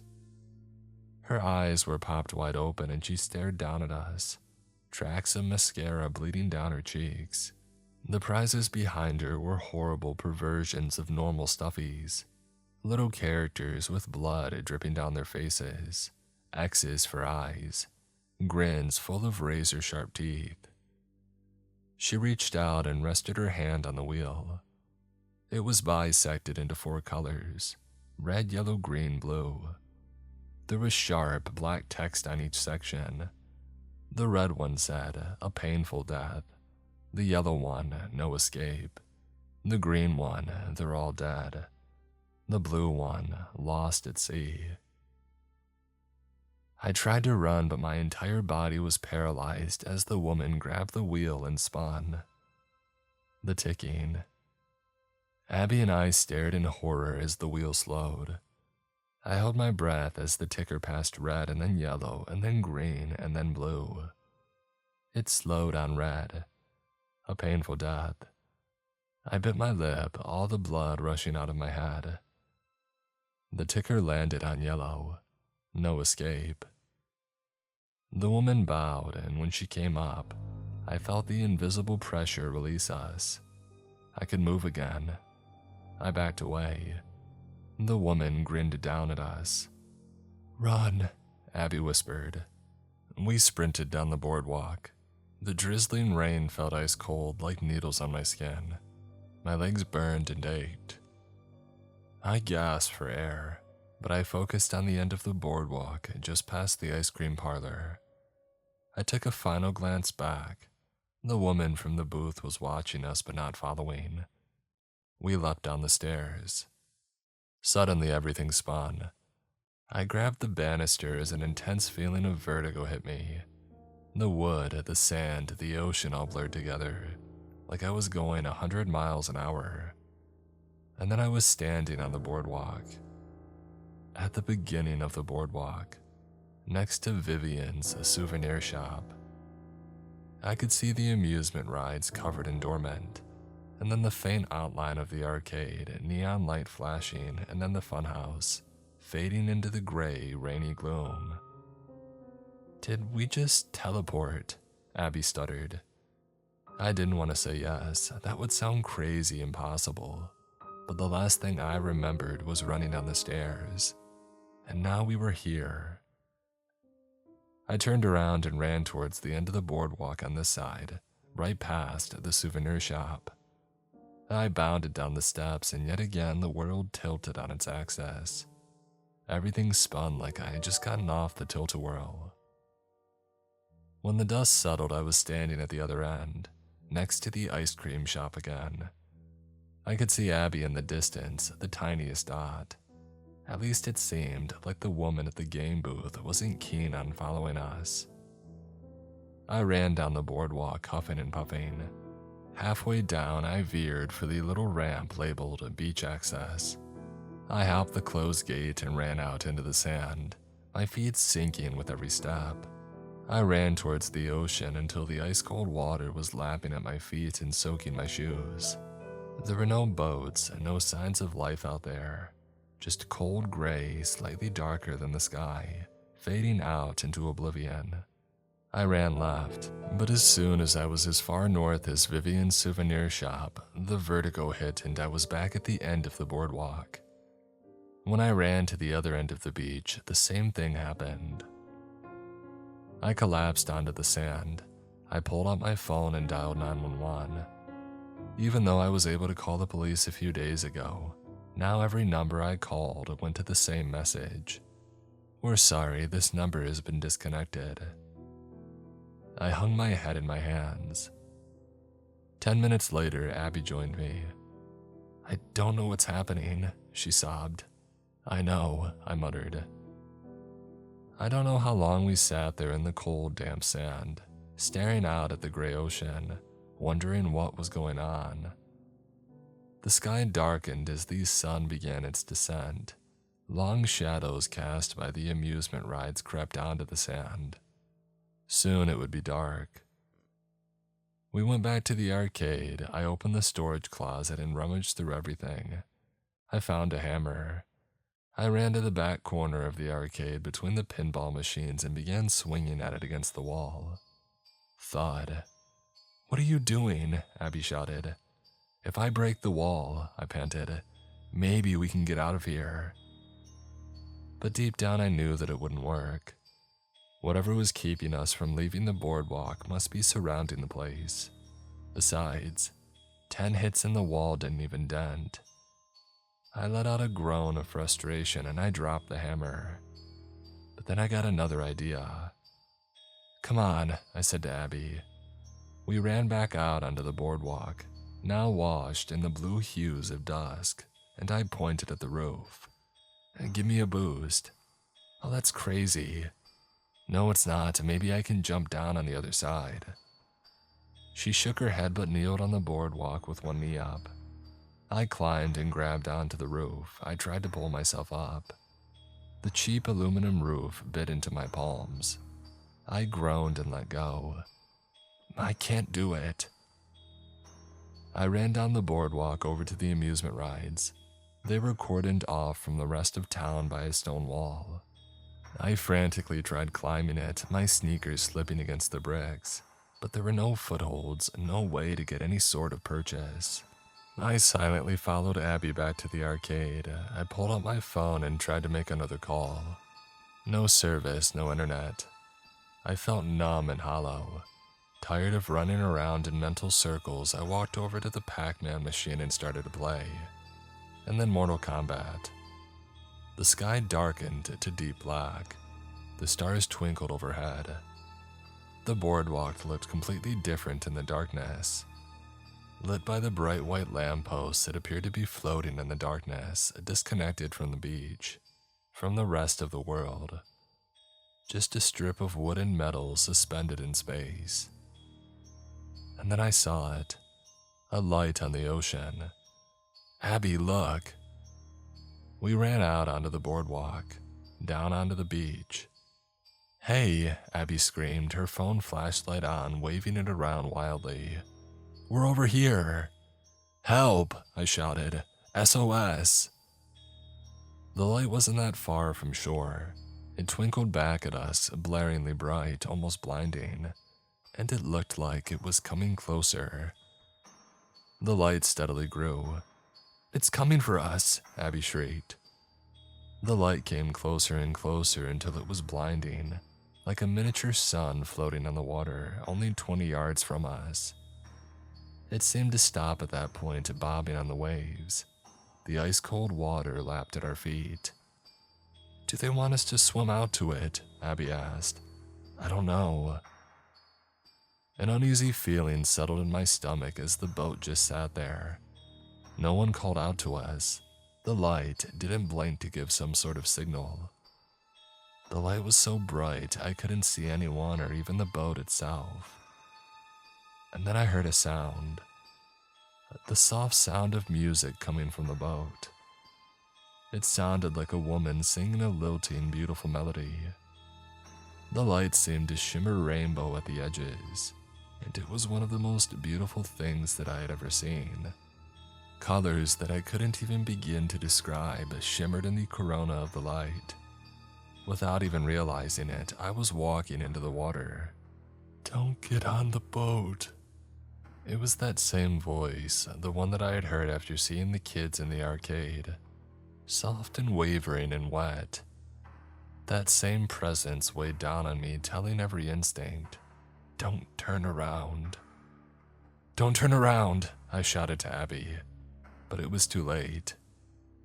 She was staring behind us, her eyes were wide, her mouth hung open. She was frozen. I could only tell that she was alive because her head was trembling slightly, like she was tensing every muscle in her face and neck. "Abby?" She collapsed into a kneeling position, and then she began furiously raking her fingers through the sand. She pulled out a piece of broken shell and turned it over in her hands, brought it up to her face, and with a horrible scream, she began stabbing herself in the eye. "No!" I screamed. I grabbed her arm. It took all of my strength to restrain her. She screeched as she tried desperately to stab herself again. I couldn't bear to look, but I could see a thin trail of blood trickling down her cheek. "Seawater," the voice burbled behind me. "Submerge her in the water." Completely against my better judgment, I hoisted her up and dragged her into the water. She was still trying to stab herself, but more feebly now. I winced as the frozen water stabbed into my calves and my arms. And gritting my teeth, I forced her shoulders and then her face into the water. I felt like I was drowning her. But when I pulled her out seconds later, she was spluttering and crying. "It hurts," she sobbed, clutching me tightly in the water. "It hurts so bad." I stroked her hair. "It's okay now, everything's okay." "I'm so cold," she whimpered, shaking against me. And that's when I noticed it. The light on the boat was off. We were in total darkness. And did the boat leave? I whirled around. For a moment I didn't see it. I smelled the stench of something rotting mixed with the salty scent of the ocean. And then I saw it. A void of black silhouetted against the stars. The boat was closer. Much closer. And it was larger than I thought.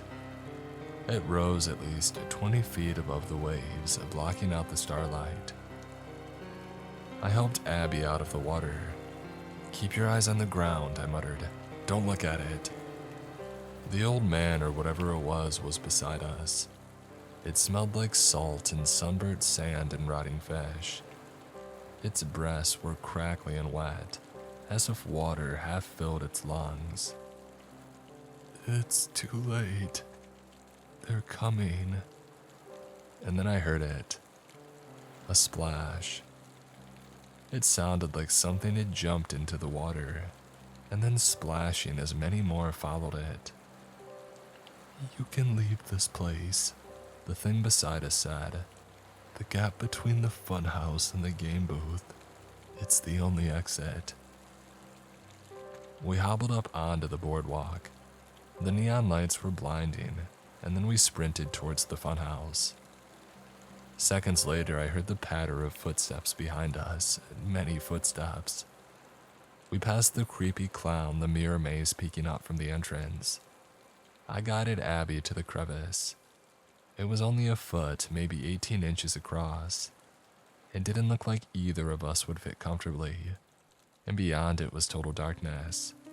I helped Abby in. She contorted her body, the walls pressing in on her. "I can't fit," she said, her voice shaking. The footsteps thundered towards us. "You have to try," I whispered. "Come on." "No, I'm too big," she sobbed. "I can't." I reached out and pushed her shoulder.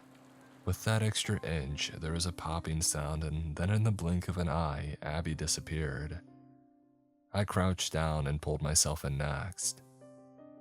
The last thing that I saw was a swarm of shadows on the boardwalk, flickering under the bright white safety lights, rippling with colors that I had never seen before in my life.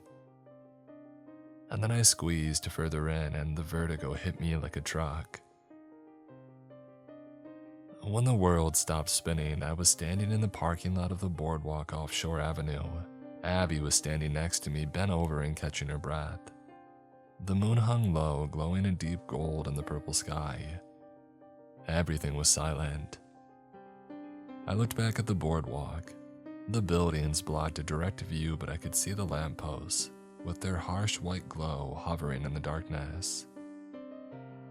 We called the police, told everyone that we possibly could, and nobody believed us. The police even sent us photos that they had taken in their investigation to prove that everything was normal. And indeed, the photos showed that everything was covered and closed, including the funhouse and the Midway games. There was no trace of the horrors that we had seen. It's been a year since all of that happened. I've tried to post our story everywhere and warn people, but I don't think that I've been successful. The boardwalk is getting ready for fall again. The rides are covered and the beaches are closed, and the crowds are dwindling. The arcade is still open as it always is, and I've noticed 2 new employees. Abby and I tried to pull them aside and warn them, but the guy just laughed at me and the woman looked like she feared for her life. Both of them wrote me off as some weirdo lingering around the boardwalk. And then the police got involved, telling us that we were scaring people and we needed to leave. I wish I could have done more, but no one would believe us. And I have a horrible feeling that those new employees will go missing this fall.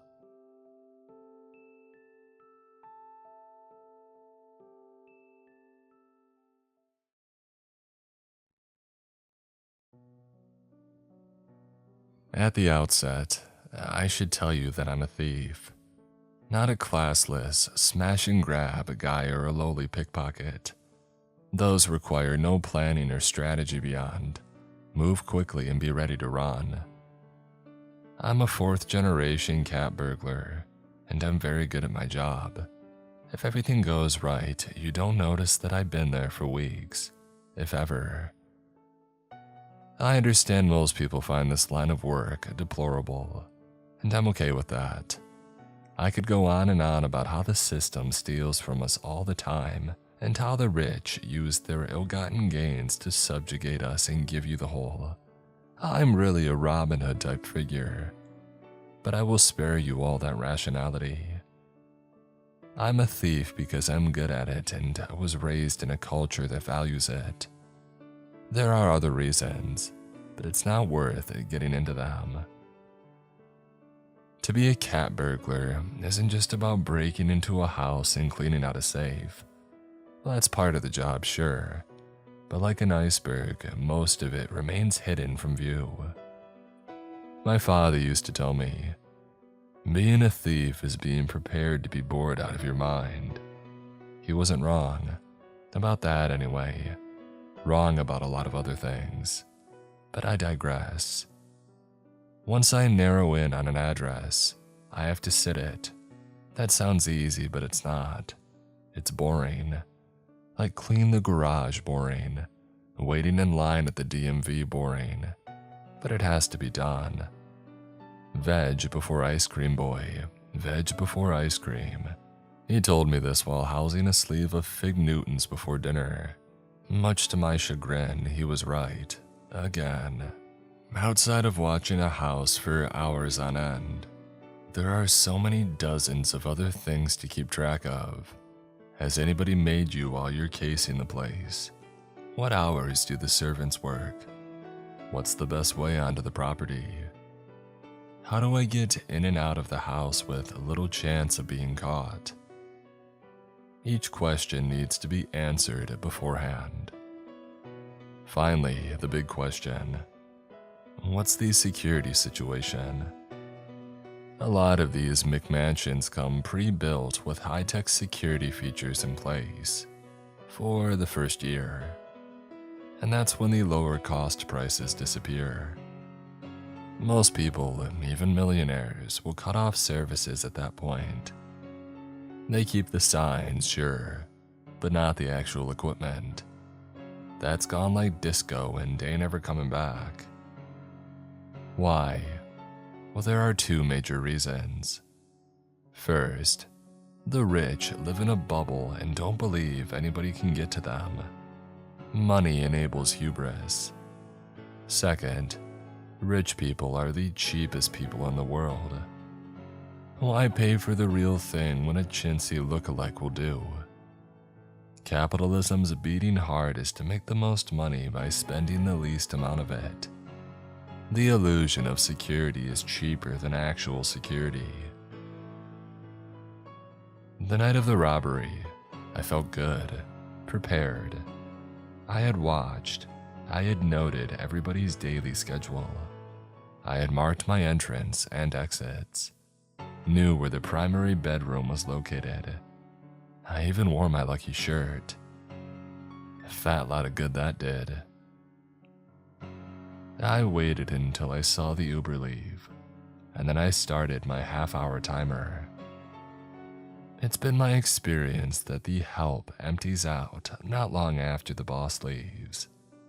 Cat's away and all that. As if on cue, the servants bolted as soon as the Uber was out of sight. I still waited the 30 minutes. Like a crappy magic spell, stragglers can transform into witnesses. Seeing none, I made my way onto the property. The most tense moment of any heist is when you're about to break in.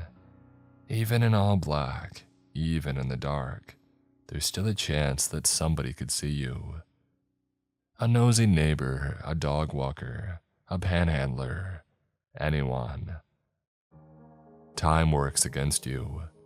Too slow, you draw attention. Too fast, you make mistakes. A steady hand and a calm demeanor are key here. I have those in spades. This is also the moment that you can't plan for. Did you miss bars on the window? Are there more than one lock on the door? Did someone stay home? Is the alarm system on? Are there cameras rolling? It's a gamble that can cost you your freedom, your life. It's also a rush. I've discovered that, most of the time, upper floor windows in McMansions are unlocked. The thinking goes, well, we have several layers of security before anybody could get to that point, so why bother? I get it. It's a mistake, but one most people would make. Hanging on the outside downspout, I sighed in relief. This window was unlocked. I pushed open the window and climbed in. My moccasins softly touched the floor, making no noise. They're not the most durable in the wild, but inside they are worth their weight in gold. No tread to ID, no noise on carpets, and comfortable as all hell.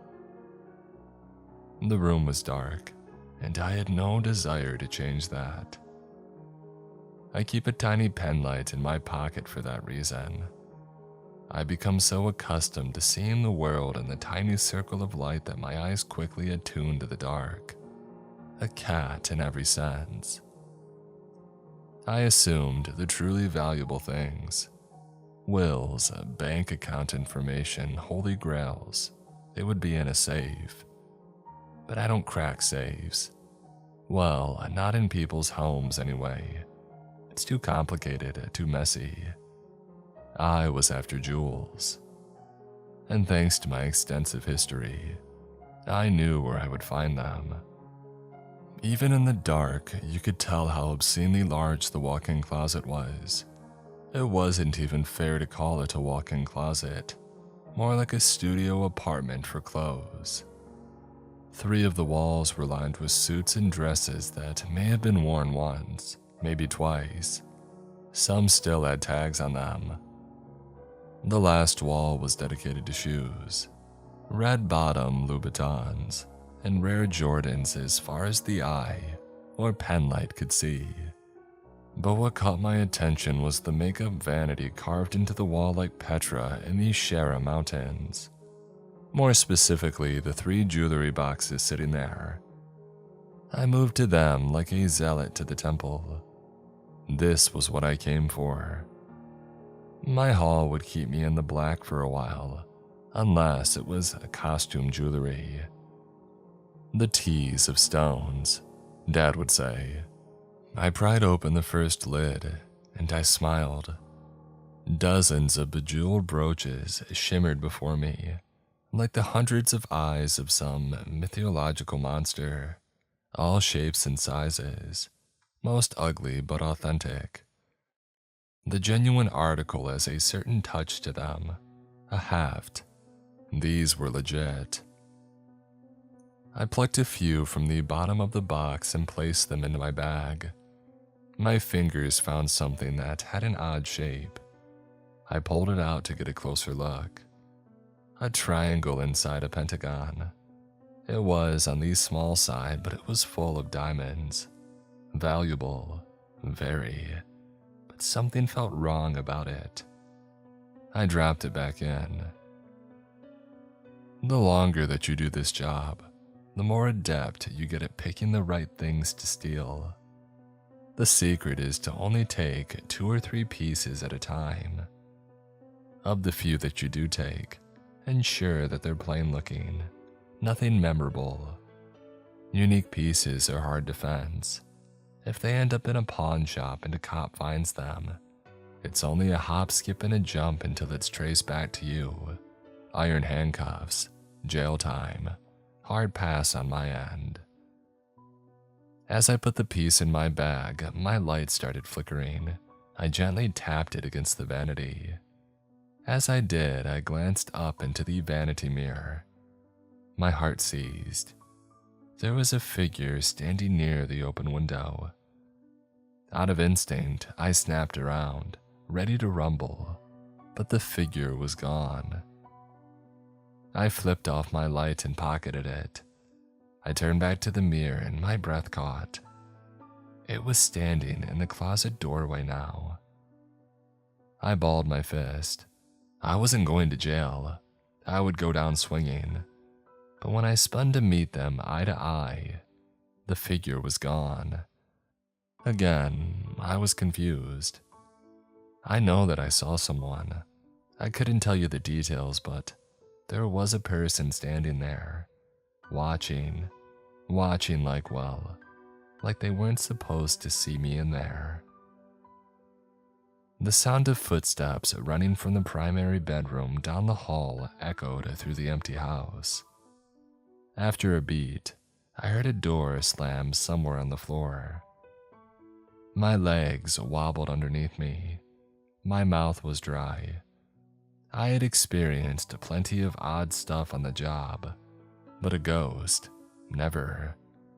Unless it wasn't a ghost. If it wasn't, I was truly up a creek without a paddle. A person could be worse, would be worse. A ghost, you can't call the cops. If you like doing cardboard tubes or lubed up dudes, jail's the bee's knees, Brian. Dad again. I was 8 when he shared this pearl of wisdom with me. I mean, what can I say? It stuck with me. It had become my guiding principle. Make smart decisions or learn to squeeze the charm in. My eyes caught the billowing curtains. It snapped me out of my daze. Exit? Yes, but maybe not. Curiosity urged me to go down the hall and see what had been watching me. The thought germinated and bloomed before my rational mind ripped it out at the roots. Get out now, you idiot. I started for the window, but I stopped myself. Clean up and then go. As I turned to shut the boxes, I heard the familiar slam of a window. Somebody had shut my way out.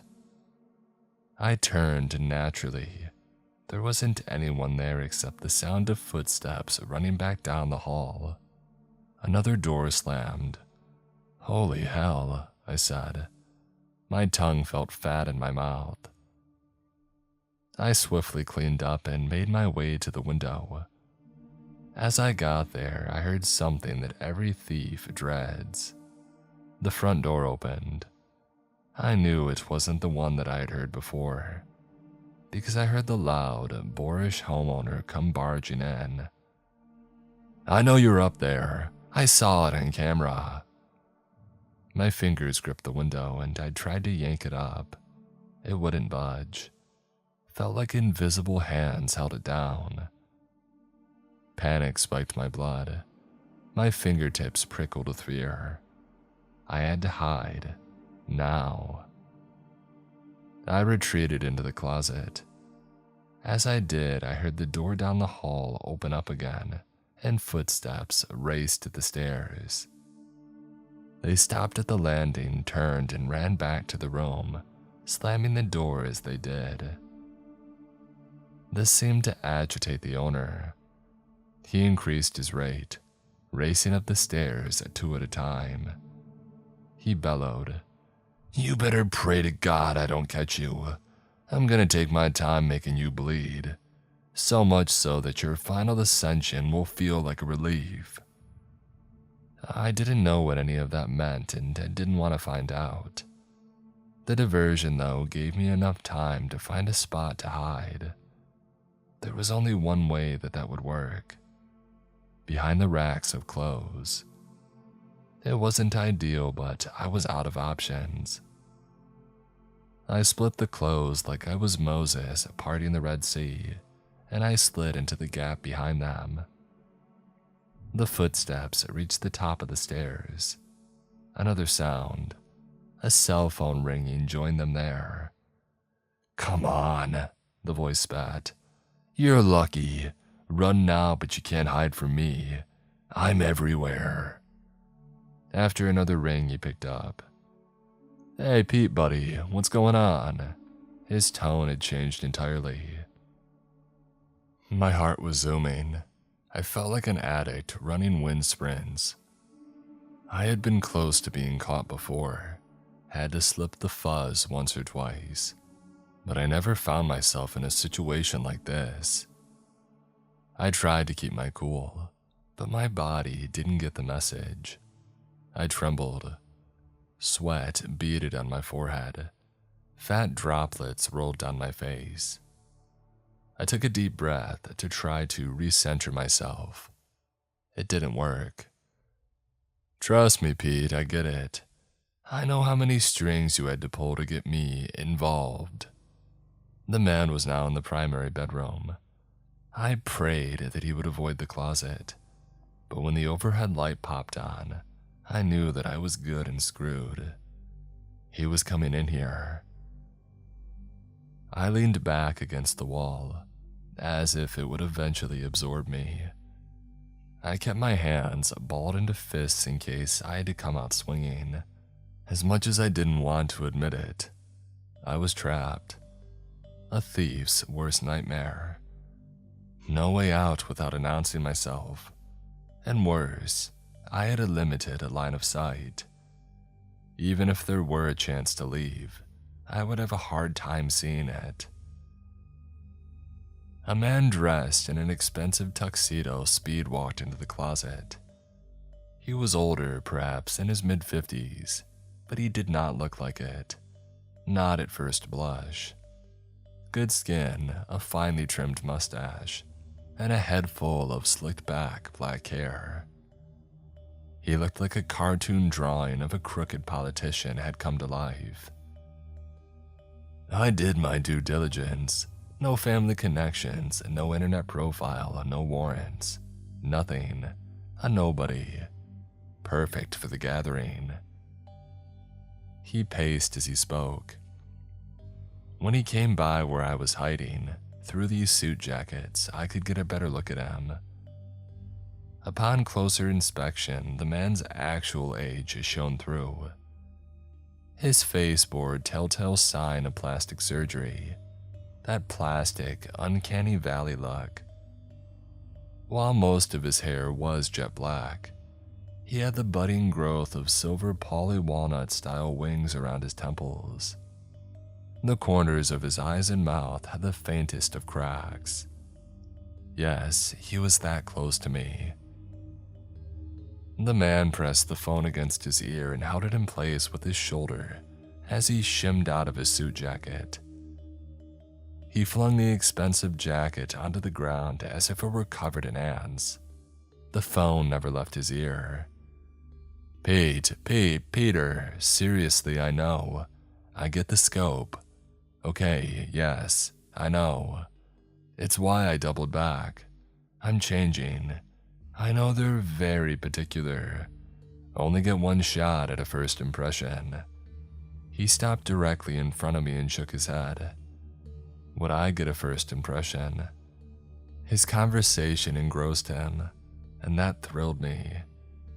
If he had even been the tiniest bit bored, he might have noticed a face staring back at him from the Armani wing of his closet. Just then, the lights in the closet flickered. The man looked up at the blinking bulbs and shook his head. As he did, I spotted something hidden away across the closet. Standing half in the shadows was the figure that I had seen earlier. It wasn't a person. I wanted to scream. I wanted to turn and run as fast as my jello legs would take me. But I couldn't do anything but shut my eyes and wish it away. So that's what I did. Oh, Christ, the man said. Oh, no, not you. This closet light is on the fritz again. Yeah, I know I should have hired your guy. But Mary was so big on this guy who built this out. What could I do? Happy wife, happy life, right? Pete said something and the man laughed. Should I say happy second wife, happy life? And nothing would have pleased that first idiot. As the two men laughed, I felt a presence appear next to me behind the clothes. A feeling in the animal part of my brain. A predator was near. Flee, run for the safety of the bush, little rabbit. But I couldn't. Not even when I felt the hot breath on my neck. This got me to wrench open my eyes. I turned and expected to find some biblical ghoul waiting to devour my soul.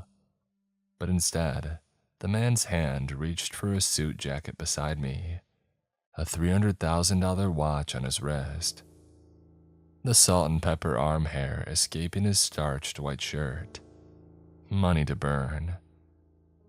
What I didn't see or feel was the ghoul. It was gone. The light flickering also had stopped. The creature's absence took away some of the tension, but it didn't set my mind at ease. I was still trapped. If this guy stumbled or moved his hand 3 inches, he would hit me square in the face. I held my breath, afraid my faint breathing might alert him.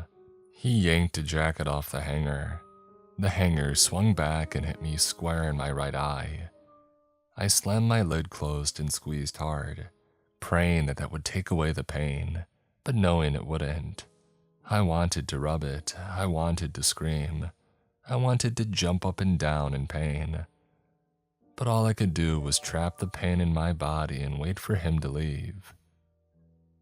The light above started to strobe again.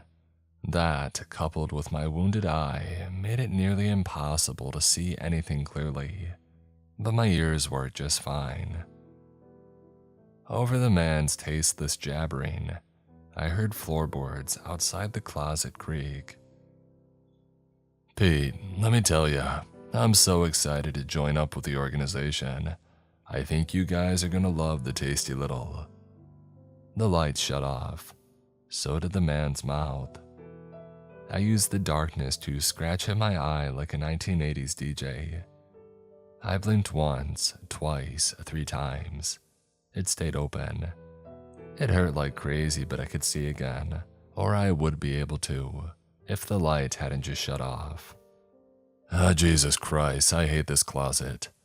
Now, just let me let you go. I gotta check something out before I leave again. Yeah, I know, I won't be late. He hung up his phone but futzed with it, trying to turn on the flashlight. The screen's weak light lit up the edges of his face. He looked otherworldly, a hideous man that God had not intended to replicate. His fumbling fingers finally found the flashlight. As soon as he flipped it on, his phone died. Piece of crap. How does this cost $1,000? The only light now poured in from the open closet door, right near where I had heard the creaking. My cat burglar trained eyes had adjusted to the low light. I strained my neck trying to get a peek at the door, but the man's body had come between me and the exit. Mumbling to himself, he strode toward it. Before he could leave, though, something quickly ran into the bedroom and slammed the closet door shut. I heard the turn of a lock before the sprinting of feet as they ran down the hallway. The man screamed and slammed into the door. The walls rattled, but the door held firm. He shouldered it again as hard as he could. It was a dumb mistake. He crumpled to the floor, moaning in pain and grabbing at his shoulder. "You've got to be kidding me," he said, rubbing his wound. He kicked the bottom of the door twice, not in any attempt to open it, but out of frustration. "I'm gonna kill someone." He kicked the bottom of his door a 3rd time for good measure. He pushed himself back up, muttering curses under his breath, and he made his way to the vanity. He felt along the side of the counter until he found a latch and he pulled it. With a click, the vanity revealed itself to be a door into a hidden room. An eerie white light emanated from the room, and I realized it was the glow of dozens of TV screens. A panic room. I couldn't move to get a closer look, but it was clear that he was searching the screens for something, or more likely, someone. He walked deeper into the panic room, and I took that moment to shuffle, ever so quietly, a little bit closer to where he was. "I knew it," the man yelled. The hate and menace in his voice made me wince. Seconds later, he came storming out of the panic room with something in his hands. I couldn't make it out at first, but when he swung it against the door, I realized that it was an engineer's hammer. He pounded at the door. The handle snapped off after several swings. Light from the outside room poured through the hole. The man pressed his face against the opening and scanned the primary bedroom. He put his mouth to it and yelled, "I know you're out. When I find you, you're gonna wish that you were dead." For a dramatic flourish, he booted the closet door. It violently swung open, slamming into the doorstop and vibrating like a tuning fork. He walked through, clutching the hammer hard in his hand. He had murder on his mind. I was just glad that he wasn't coming after me. The now familiar sound of footsteps running down the hall prompted the man to sprint after them. I heard a door slam across the house. The rhythmic pounding of the hammer on the door handle soon followed. creating the worst sounding drum and bass track of all time. And last man at the bar screws the ugliest broad. Dad, for my memories, confirming what my gut already knew. It was time to split. I pushed through the clothes and crept toward the closet door. I had a clean path to the window. The man was preoccupied with his hammer. I didn't want to imagine where the ghoul was. I was 15 feet from freedom. So why couldn't I convince myself to leave? I knew I should. Self-perseverance screamed at me to fling open the window, shimmy shake down the drain pipe and sprint to my car. I felt my dad pushing me from behind the grave. Move it! The fuzz will be here soon. But something was holding me back. If this guy killed someone and I didn't stop it, I would never forgive myself. I would have that person's blood on my hands. I couldn't carry that weight. I'm a crook, not a monster. Sighing, I changed course and headed for the panic room door. I needed to see what was happening. I also needed to find out where the cameras were located in the house, so I wouldn't inadvertently show up on one. It might also show me another pathway to escape if the need arose. My mouth hit the floor as I walked into the panic room. A bank of monitors displayed nearly every inch of the house inside and out.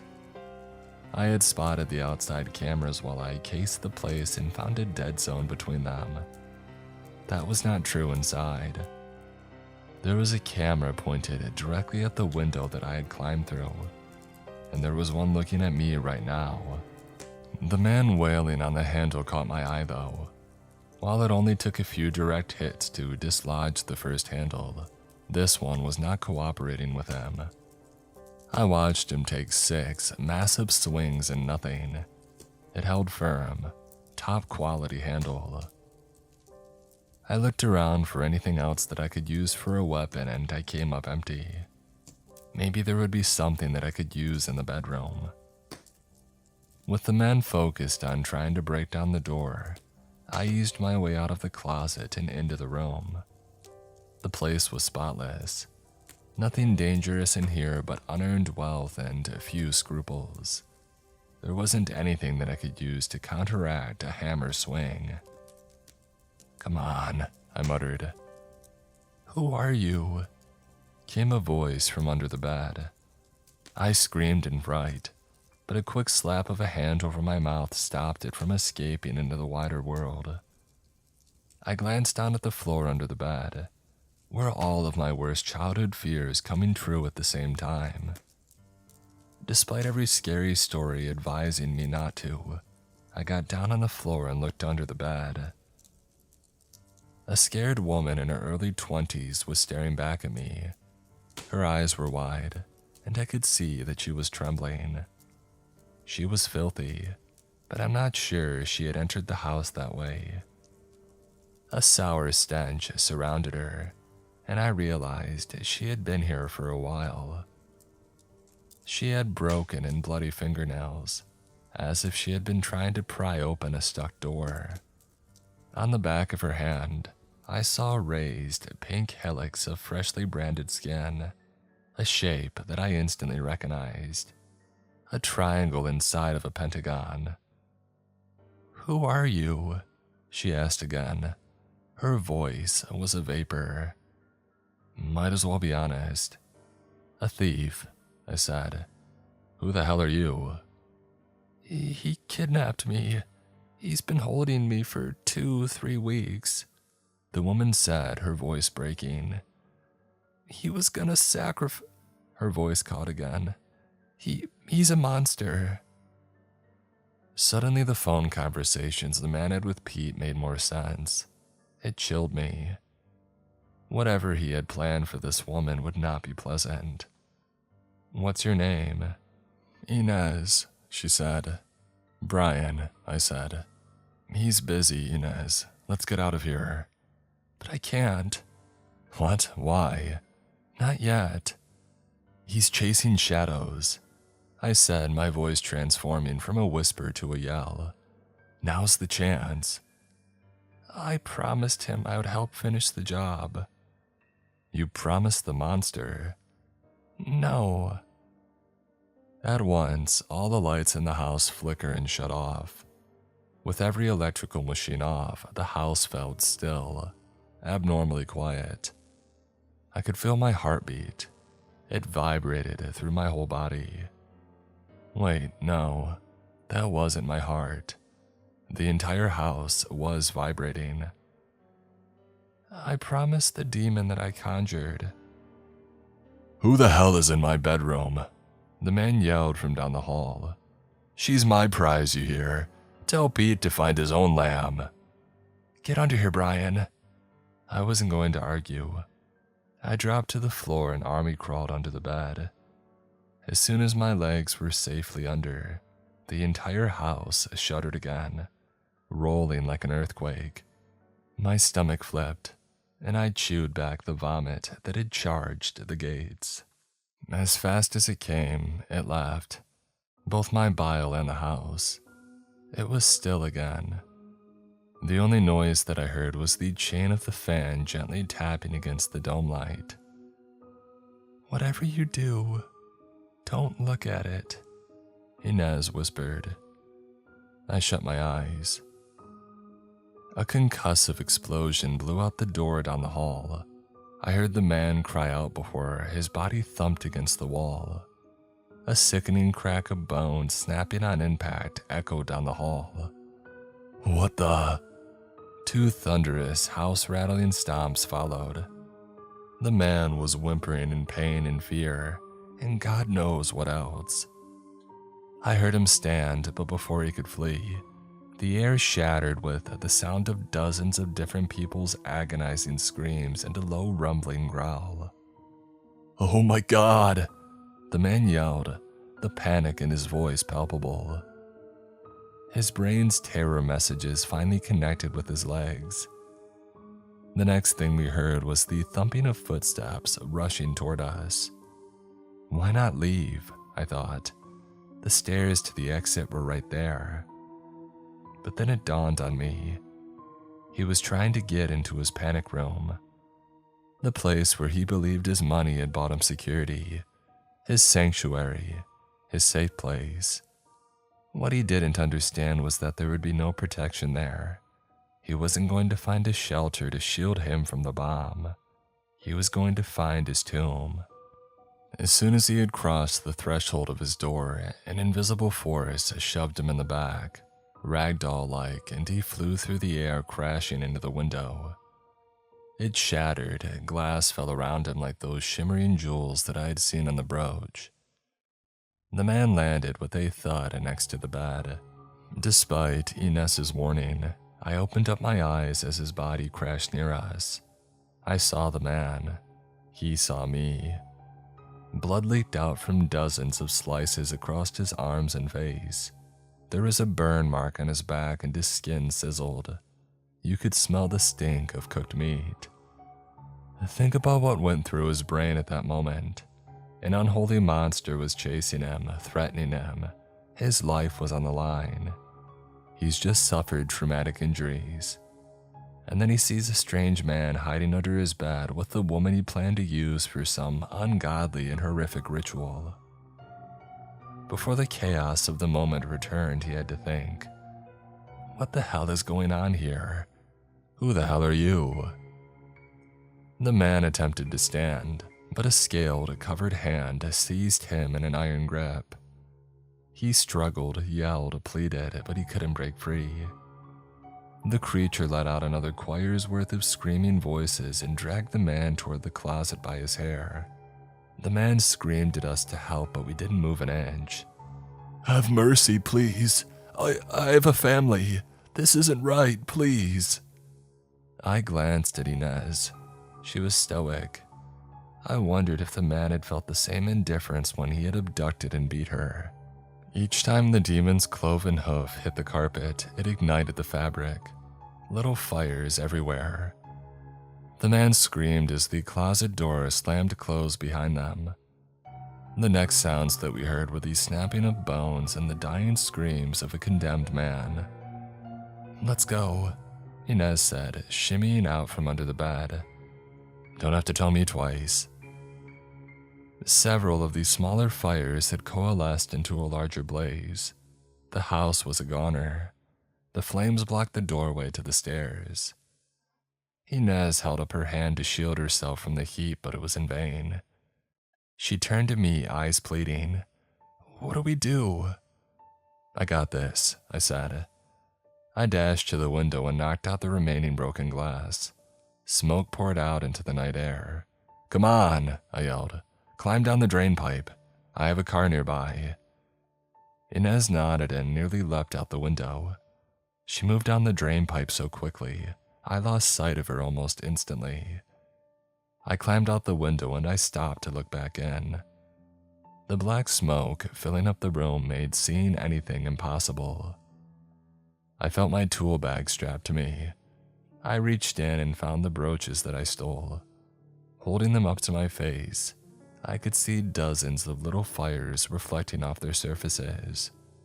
Without giving it a second thought, I tossed everything that I took into the house.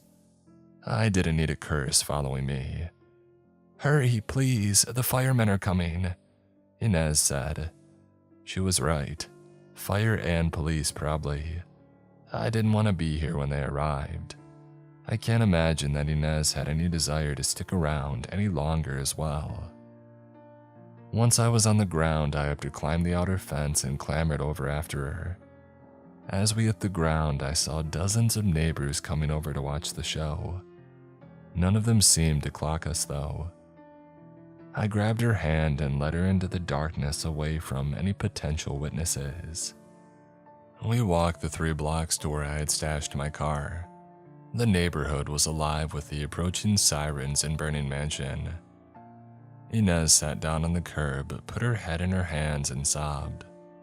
I wanted to comfort her, but wasn't sure if I should. Are you okay? I finally offered. No, she said. But when is life ever okay?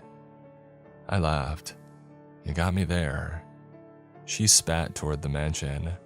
I hope his soul rots in hell. I would say that he got what he deserved. I had so many questions for her, but didn't feel like now was the time for them. Well, there was time for one. Even if I wanted to avoid asking, my mouth just went for it. How did you do that? The demon. I nodded.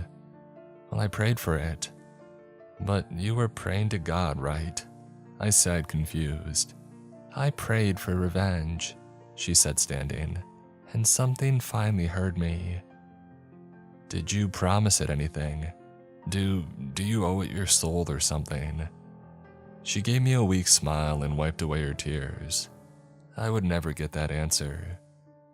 She softly touched my shoulder, nodded her head in thanks, and started walking down the street. I wanted to call out, to offer her a ride somewhere, to ask her those 100 questions, to offer her help. She didn't want it, didn't need it.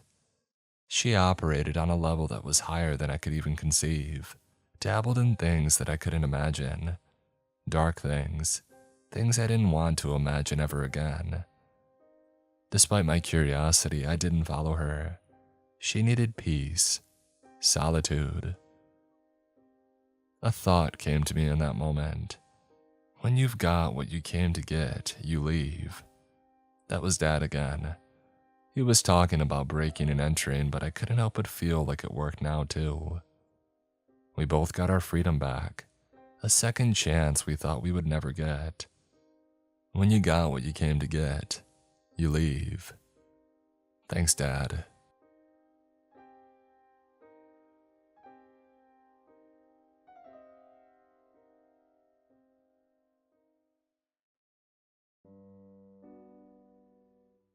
So, is there like a list of weird rules that I have to follow or something?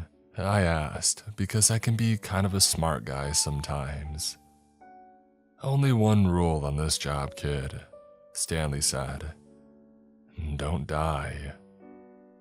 He wasn't joking. Stanley handed me a heavy 3-cell mag light and wished me luck, before pulling the security gate down over the abandoned hospital's entrance and locking it. "Listen," he said before turning away. "It's not a rule, just some good advice. Try to stick to the upper floors. The hallways are narrower and ceilings are lower. That'll give you a little bit of an edge." "What? What's that supposed to mean?" I asked, but he was already hobbling down the hospital's front steps to the company truck idling at the curb. "You'll be okay," he called over his shoulder. "I got a good feeling about you."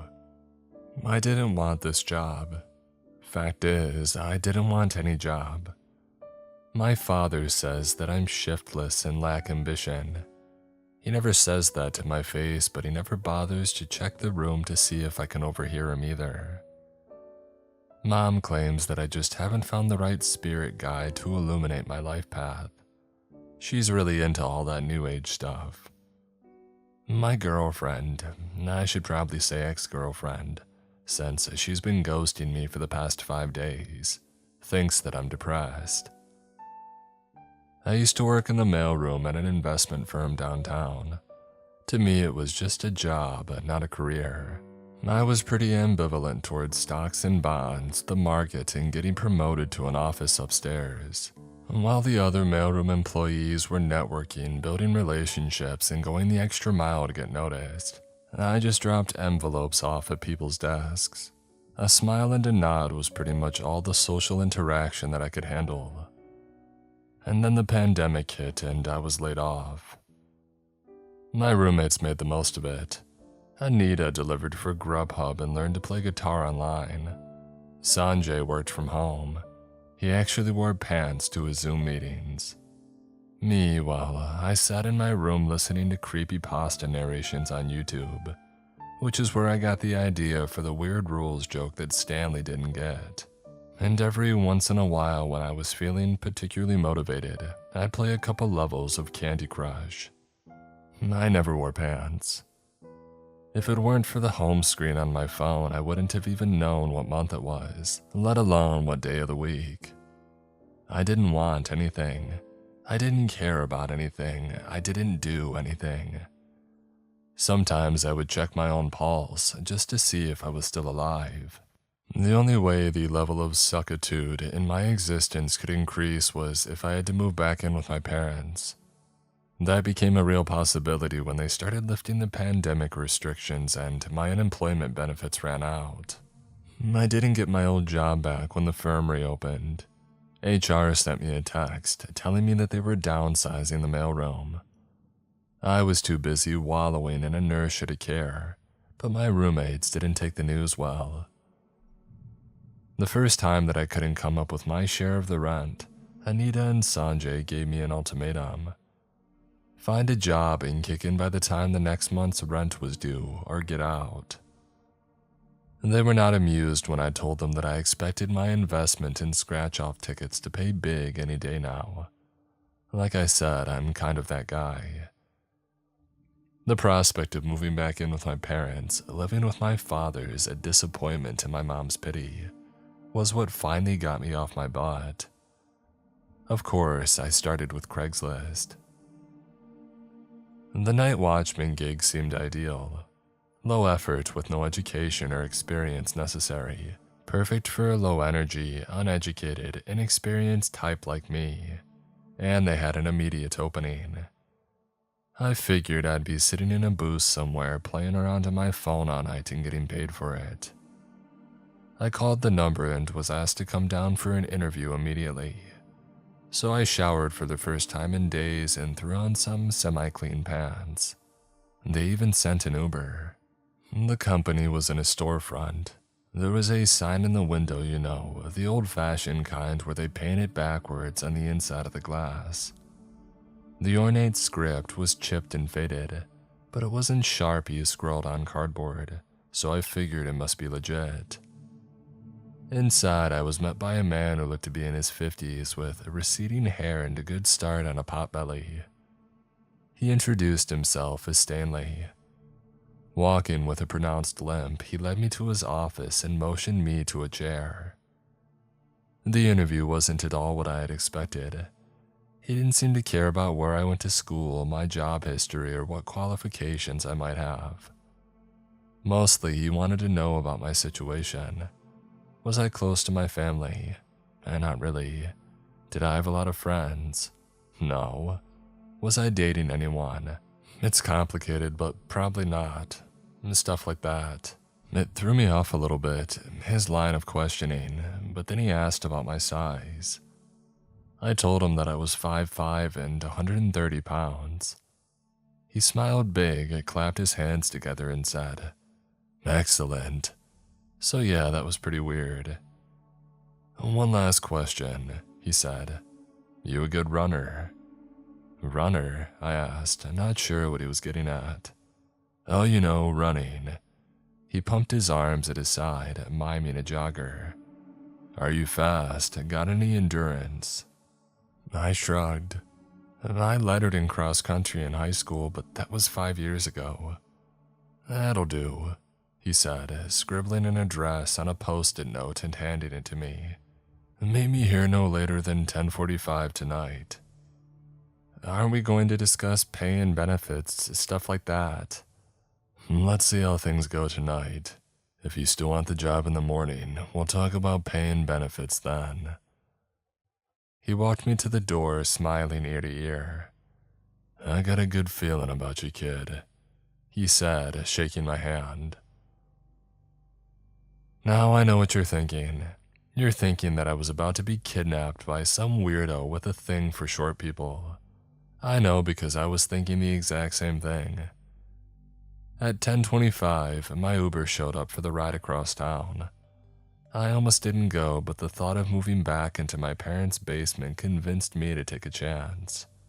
Besides, even 5 years after my last cross-country meet, I was pretty sure that I could run faster scared than Stanley could when he was in the mood. 15 minutes later, I was dropped off in front of St. Luke's Memorial Hospital. You would think that a creepy abandoned hospital would have some stories floating around, but I didn't even know the place existed until the car pulled up in front of the building. The hospital, set back from the street 100 feet or so with a semicircular drive leading to the entrance, was in a neighborhood of walk-ups with a few ground-level storefronts. Stanley sat in a company pickup truck by the front steps.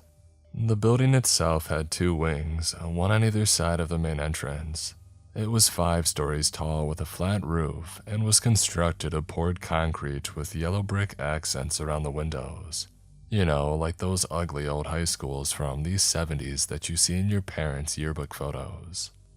The windows were all covered by ornate iron bars. A high brick wall topped with spikes in the same style as the window bars hid the rest of the grounds. "So what exactly am I supposed to be doing here?" I asked as he ushered me up the front steps. "You just stay inside and keep an eye on things until 7 a.m. The water is still on in the main building in case you need a drink or to use the bathroom, but there's no power." "Okay, but what do I do if somebody tries to break in or something? Call the police?" "Your phone won't work inside. All the rebar and the concrete blocks the signal. But don't worry, nobody ever tries to break in. Just do what you need to do to get through the night. I'll be back at 7. There were red flags popping up all over the place, but instead of paying attention to them, I was too busy being disappointed that I wouldn't be able to watch YouTube. That's when I decided to be Captain Smart Alec and ask about weird rules. The first couple hours were uneventful. I spent them wandering around the hospital, shining my flashlight into dusty exam rooms and empty offices. The main part of the building was a drab square. Its floor is covered with murky gray linoleum tiles, the walls a neutral beige. Even without the years of grime and dust coating every surface, this place would have been lifeless. It occurred to me that if my existence could be translated into architecture, it would look a lot like this. A hallway beside the reception desk led deeper into the building. Beyond a defunct pair of elevators and the central stairs was a cafeteria, a kitchen, a couple of admin offices, and a waiting room. Most of the furniture and equipment had been removed, but there were still some odds and ends lying around. Empty desks, file cabinets, and a few office chairs. Stuff like that. In the waiting room, I found what looked like upside-down traffic cones made of brushed aluminum.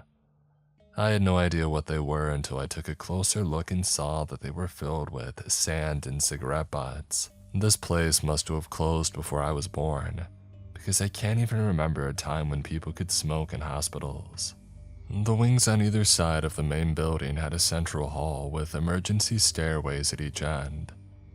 The halls were lined with doors to offices, probably for all the doctors that had worked here. The doors were all open and the glow from the streetlights outside filtered in through the grimy windows. It was enough that I could make my way around without the flashlight, but I used it anyway. Something that I should have noticed much sooner was the lack of vandalism. Nobody had tagged the walls with graffiti or smashed the windows. There were no crushed beer cans or empty Mad Dog bottles, no used needles or busted pipes. I did find a couple of rooms where it looked like somebody had kicked the door off their hinges. Inside each were broken furniture and deep gashes in the plaster walls, more red flags that I ignored. By about 2:30 in the morning, I was actually starting to get into the job. For the first time in recent memory, I was actually engaged with the world around me instead of being lost in my phone. There was this low-grade buzz in the back of my head. It kind of reminded me of the way that I felt running a new cross-country course at an away meet or going on a first date, when everything is new and fresh and maybe a little bit scary. And describing a hospital that's been abandoned longer than I've been alive as new and fresh is crazy. I know, but that's how it felt. And then I heard the crash. It was far away and faint, but noise carried on the dead air hanging in corridors. It sounded like it came from below. I had seen a sign for the basement back at the central stairwell, a diagonal arrow pointing downward with the words laundry, storage, boiler, and morgue beside it, but I hadn't been down there. As much as I was digging the whole explore an abandoned hospital vibe, I wasn't ready to go poking around in an old morgue yet. Just about the time that I had myself convinced that a stack of junk somewhere had finally lost its battle with gravity and toppled over, I heard more noises, thunks, bangs, and scrapes. I was standing in the corridor of the north wing, maybe 20 feet from the junction with the main building, past the entrance lobby and reception desk and around the corner, where the central stairs and basement access that I had seen earlier. That's where the noises seemed to be coming from. "Stanley, is that you?" I called out into the darkness. My voice was a weak, dry croak. The beam of my flashlight trembled. "Oh, you're hazing the new employee, huh?" At the far reaches of my flashlight beam, spindly fingers like the legs of an enormous spider curled around the corner of the hallway beside the reception. Slowly a head emerged into view, high enough above the ground that it nearly brushed the ceiling. It was elongated with a skin the color of moldering leather stretched tight over skull-like features. Stringy hair, dark and tangled, hung from its scalp like a diseased Spanish moss. Its eyes were 2 coins at the bottom of a stagnant well, reflecting dull silver in the beam of my flashlight. And then it smiled, revealing row upon row of jagged and serrated teeth. "Jeez, oh son of a, what is that?" I screamed as I turned to flee. I remember that distinctly. Weird, the stuff that sticks in your head when you're terrified. I ran in a blind panic with no plan or purpose other than to put as much distance between me and that monstrosity as possible. It pursued, of course, because why wouldn't it? That's what monsters do. They pursue people and then they kill them, usually in the most horrible and painful way possible. I could hear the staccato clacking of its talons or claws, or whatever nightmarish appendage it had for feet, on the linoleum tiles behind me. The sound grew louder, but I didn't dare turn to look. At the end of the hall, I slammed through a door and found myself on the emergency stairs. There was no place to go but up. By the time that I reached the first landing marked by a sign reading surgery, the thing crashed through the access door below. I flung myself into the second-floor hallway, dodging a few wheelchairs and gurneys that had been left behind as I bolted back towards the main building. Halfway around the corridor was a nurse's station. I dove under the counter and turned my flashlight off, just as I heard the creature burst through the stairwell door. The sounds of the creature's pursuit slowed, claws clacking against the linoleum but at a deliberate, more measured pace now. Streetlights shined dimly through the dirty windows, casting the creature's shadow in soft relief on the cabinets and the decaying corkboards behind the nurse's station as it approached. It stopped just on the other side of the counter from me. Only a thin sheet of veneer-covered plywood separating us. Its spider-like fingers curled around the edge of the chipped Formica worktop, spiked tips tapping impatiently on the underside of the counter, just inches from my face. My skin tingled and I could feel the blood coursing through my veins. I covered my mouth with my hand. It sounds insane, but I wasn't sure if I was going to scream or start giggling. Before I could lose control and find out which noise was building inside my chest, the creature snorted and moved off along the hallway. When the sounds of its feet on the tiles grew fainter, I chanced a peek around the edge of the counter. The creature had moved down the hall almost to the juncture with the main building. It was vaguely human in shape and so gaunt that its bone structure stood out in knobs and jags beneath its skin. And it was enormous, at least 10 or 12 feet tall. It was bent almost double, shuffling awkwardly to negotiate the hallway and all the abandoned clutter. Now I understood Stanley's advice about sticking to the upper floors with their narrow corridors and low ceilings.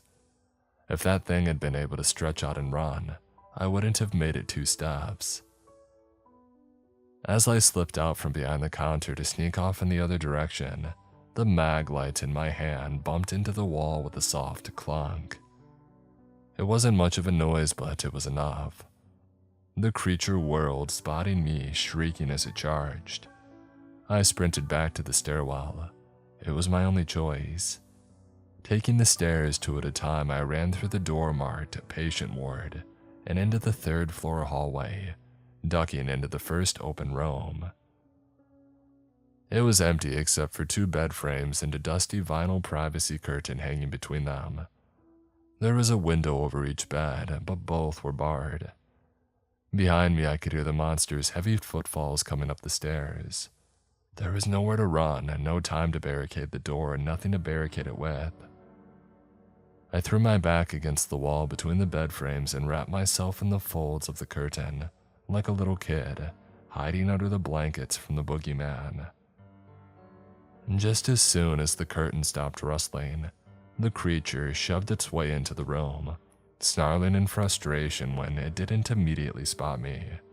It smashed one of the bed frames and then swiped its stiletto-tipped fingers through the curtain just above my head, severing it from the rod. The curtain crumpled to the floor, and I crumpled with it. While the monster smashed the other bed frame in a fit of rage, I laid very still.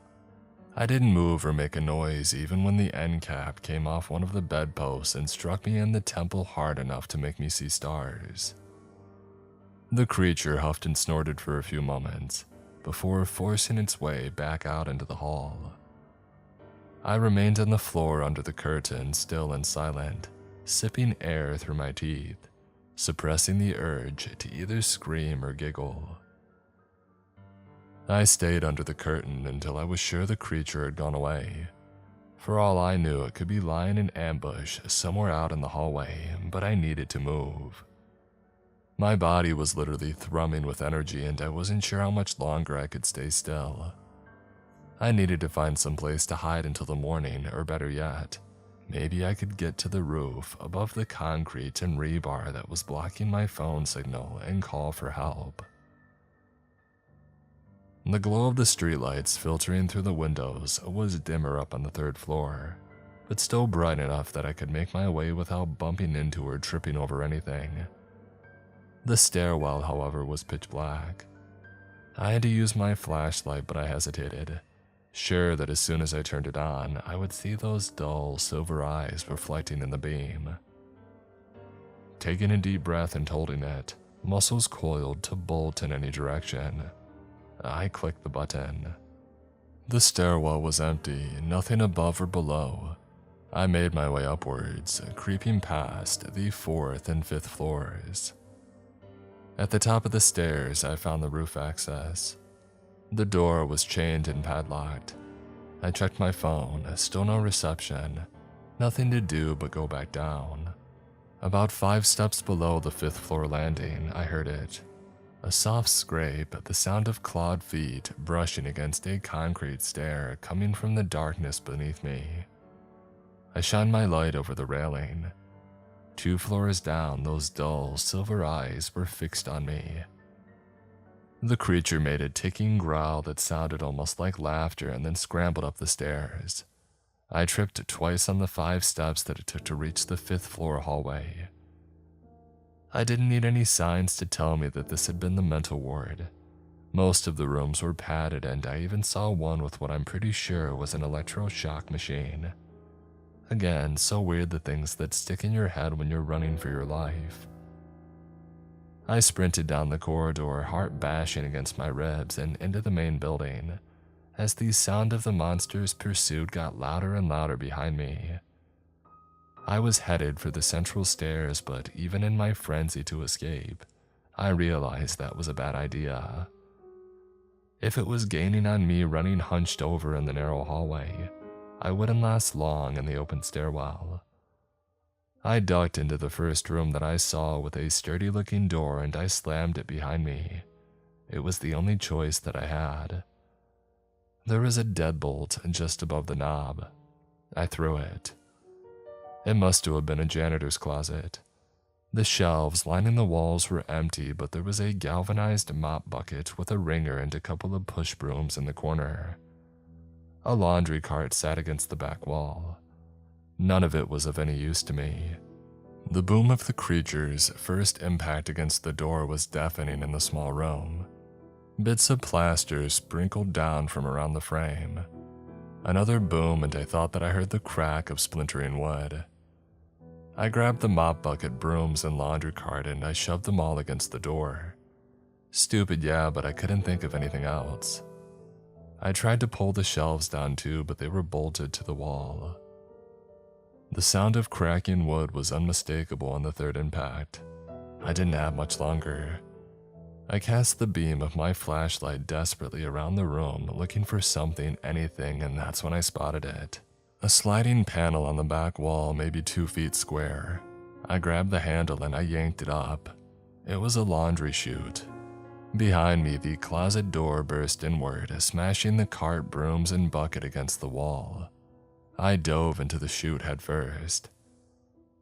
About 6 feet down, I stopped abruptly and then started to rise. Shining the flashlight between my knees, I saw the creature's arm. It had reached into the chute up to its shoulder and managed to snag me by the heel of my sneaker. I wedged my back and arms against the walls, trying to pull away, but it was too strong. No matter how hard I fought, I was dragged upwards, my sweaty hands and arms squeaking against the sheet metal of the chute. Curling my shoulders inward and tucking my chin to my chest, I was just able to grab my dangling shoelace with my fingertips and pull. It came untied, my foot slipped out of my shoe, and I plummeted downward. I managed to slow my descent a little by pressing my hands and feet to the walls, but not by much. When I hit the unyielding floor of the laundry room 5 stories below, I hit it hard and the world went black. When I came to, I found myself at the far end of a large rectangular room. The walls on either side were lined with industrial-sized washers and dryers. The door at the other end was open to the rest of the basement. From the darkness beyond, I could hear the creature prowling around and coming closer. I was trapped again. My only choice was to hide.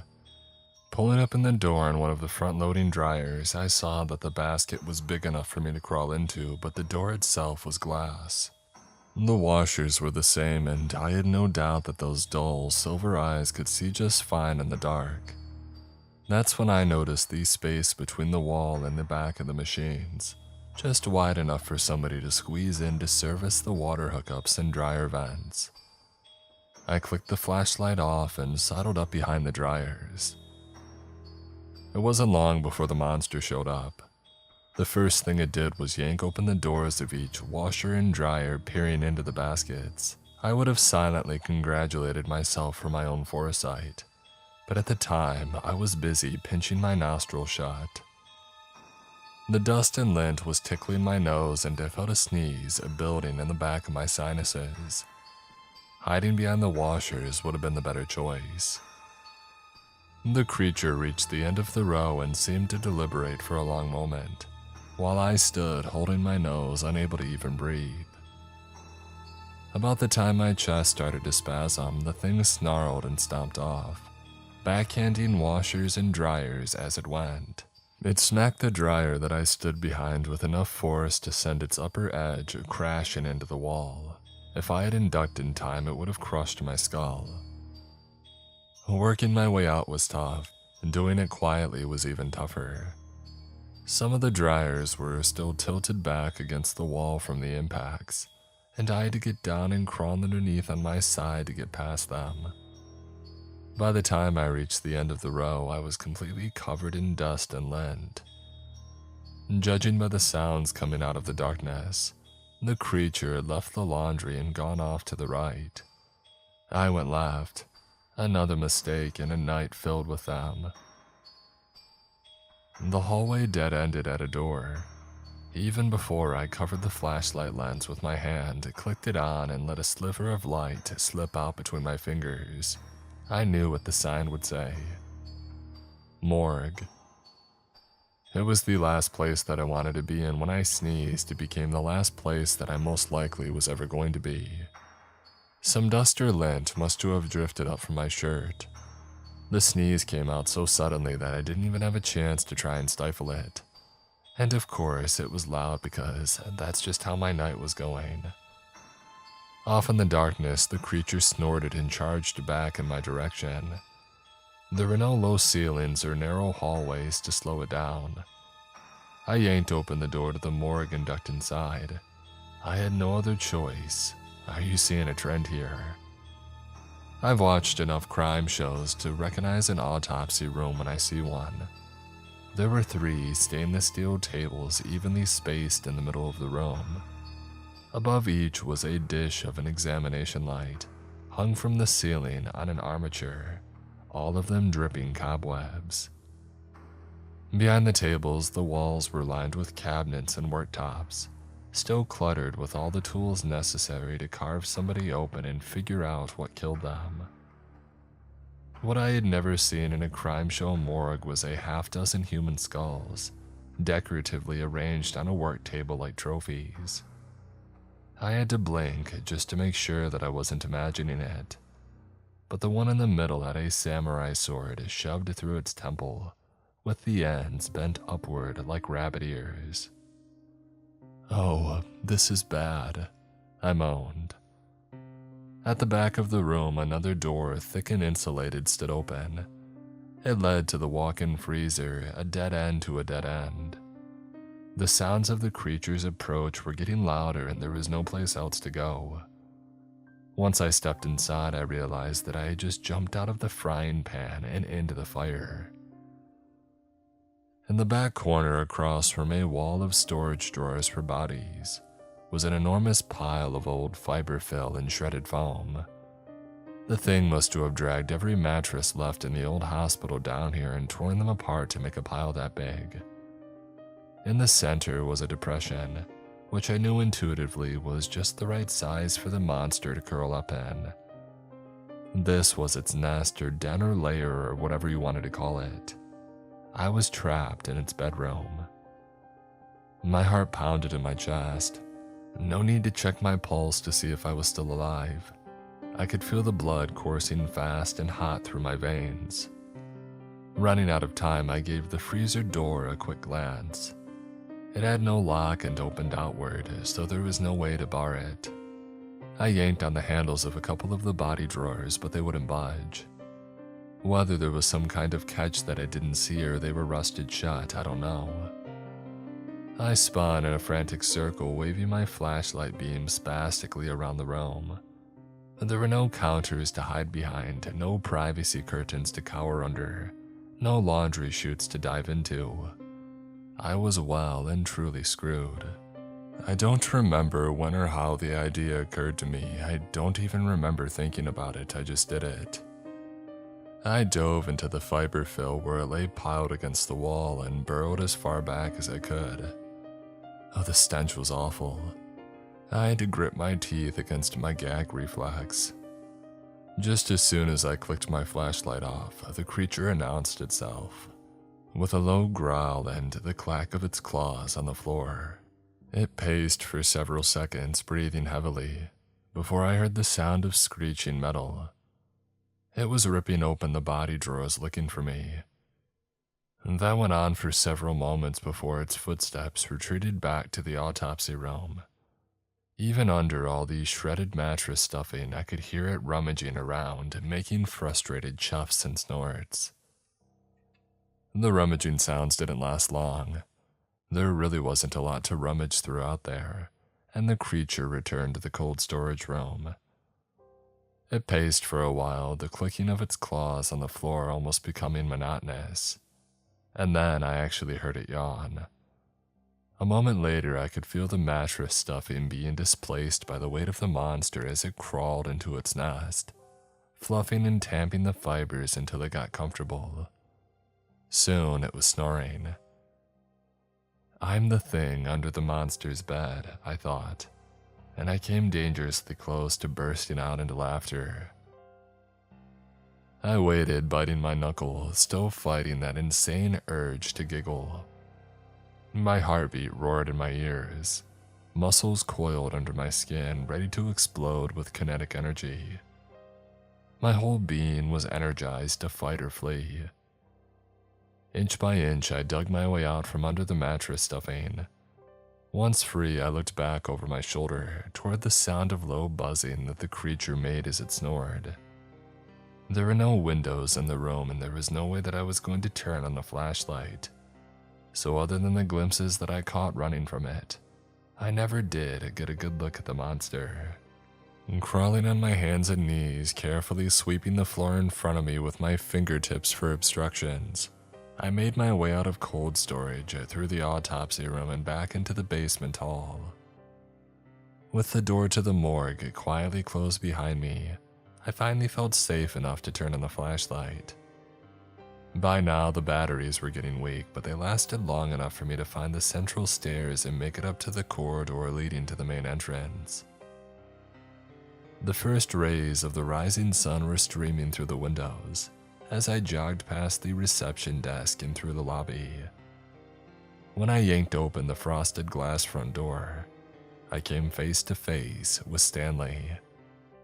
In one hand, he held a cardboard tray with 2 styrofoam cups and a paper bag. With the other, he lifted the security grate, barring the entrance.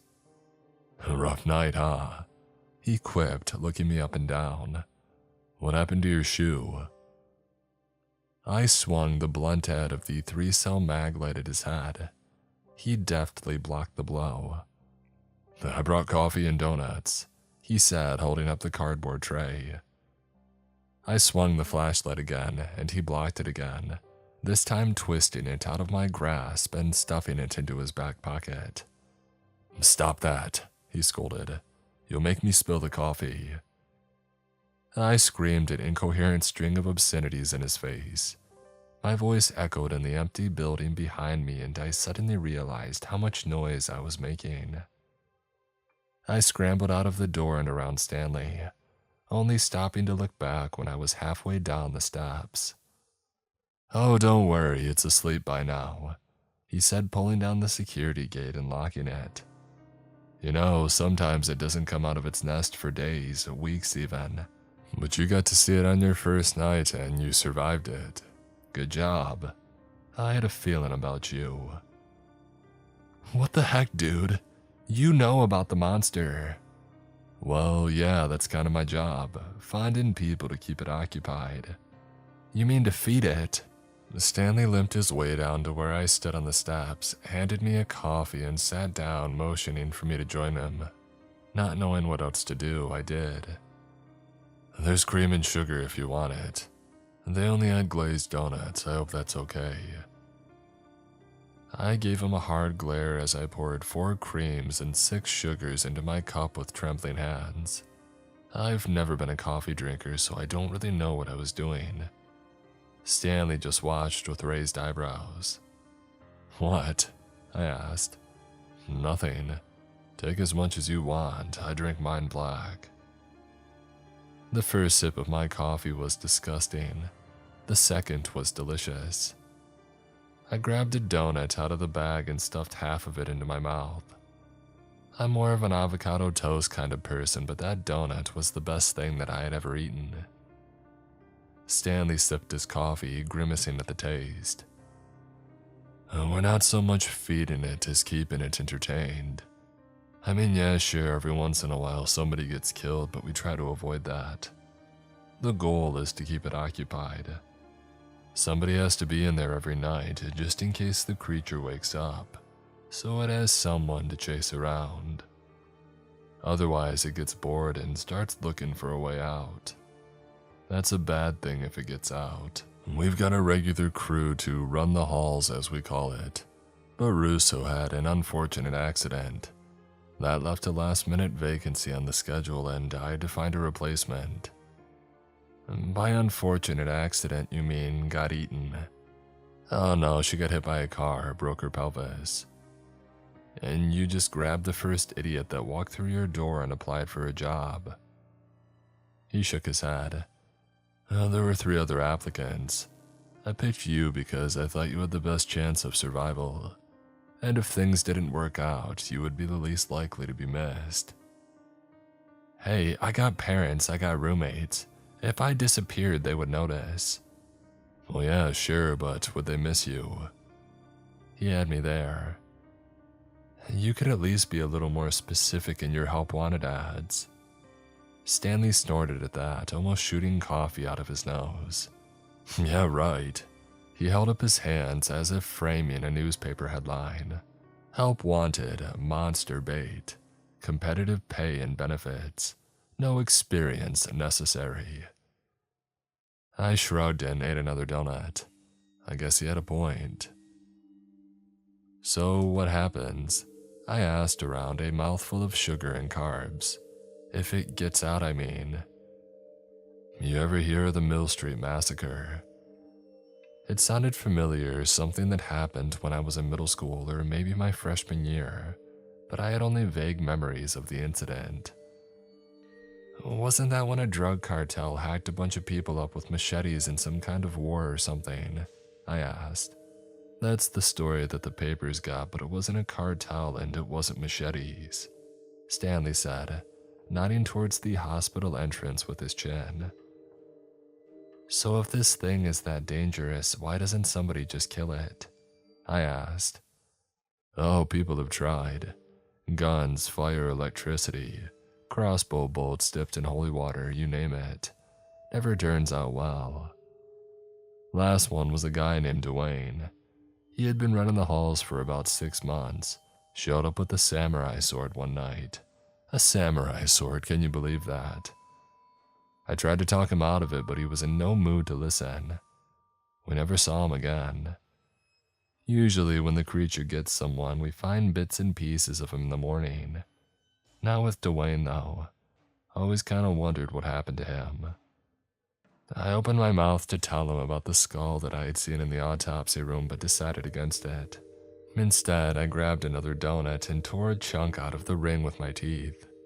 We sat quietly while I noshed on glazed dough and Stanley sipped and grimaced. Nobody knows how to kill it. We don't even know what it is. Stanley spoke, staring off into the distance. Some say it's a demon, others a genetic aberration. I think it's the physical manifestation of negative energy. That's the only explanation that makes any sense to me, but I can't claim it's better than anyone else's. What we do know is that it's been around for the better part of 150 years. The earliest reports come from just after the Civil War. We also know that destroying its nest is a bad idea. It just moves somewhere else and a lot of people get killed before we track it down and find a way to keep it occupied again. Well then why don't you? Stanley held up his hand and shook his head.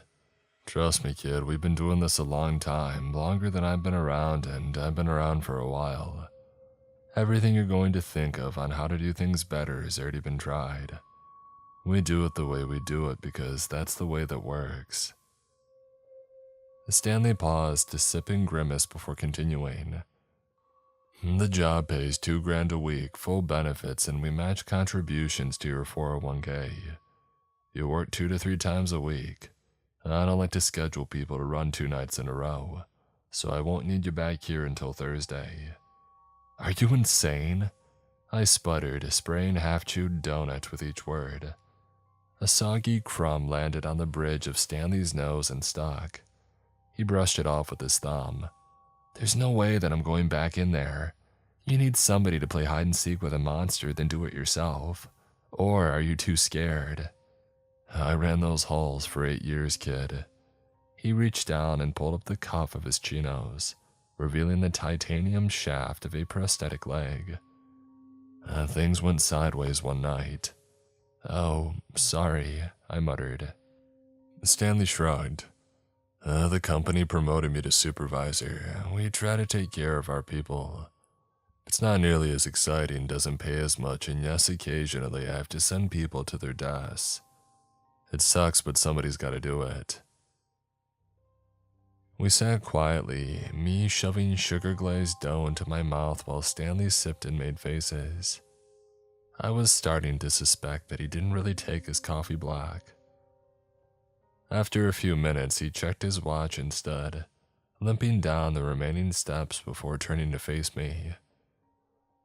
Well, I gotta get to the office, paperwork, you know. I'll see you Thursday night at 10:45, don't be late. I shook my head in disbelief.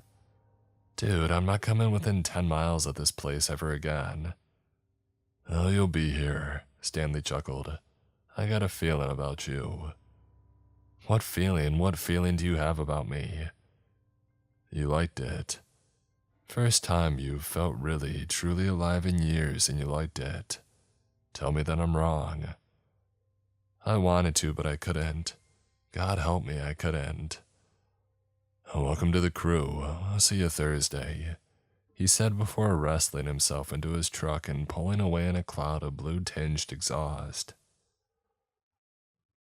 I've been thinking about it a lot these last 2 days.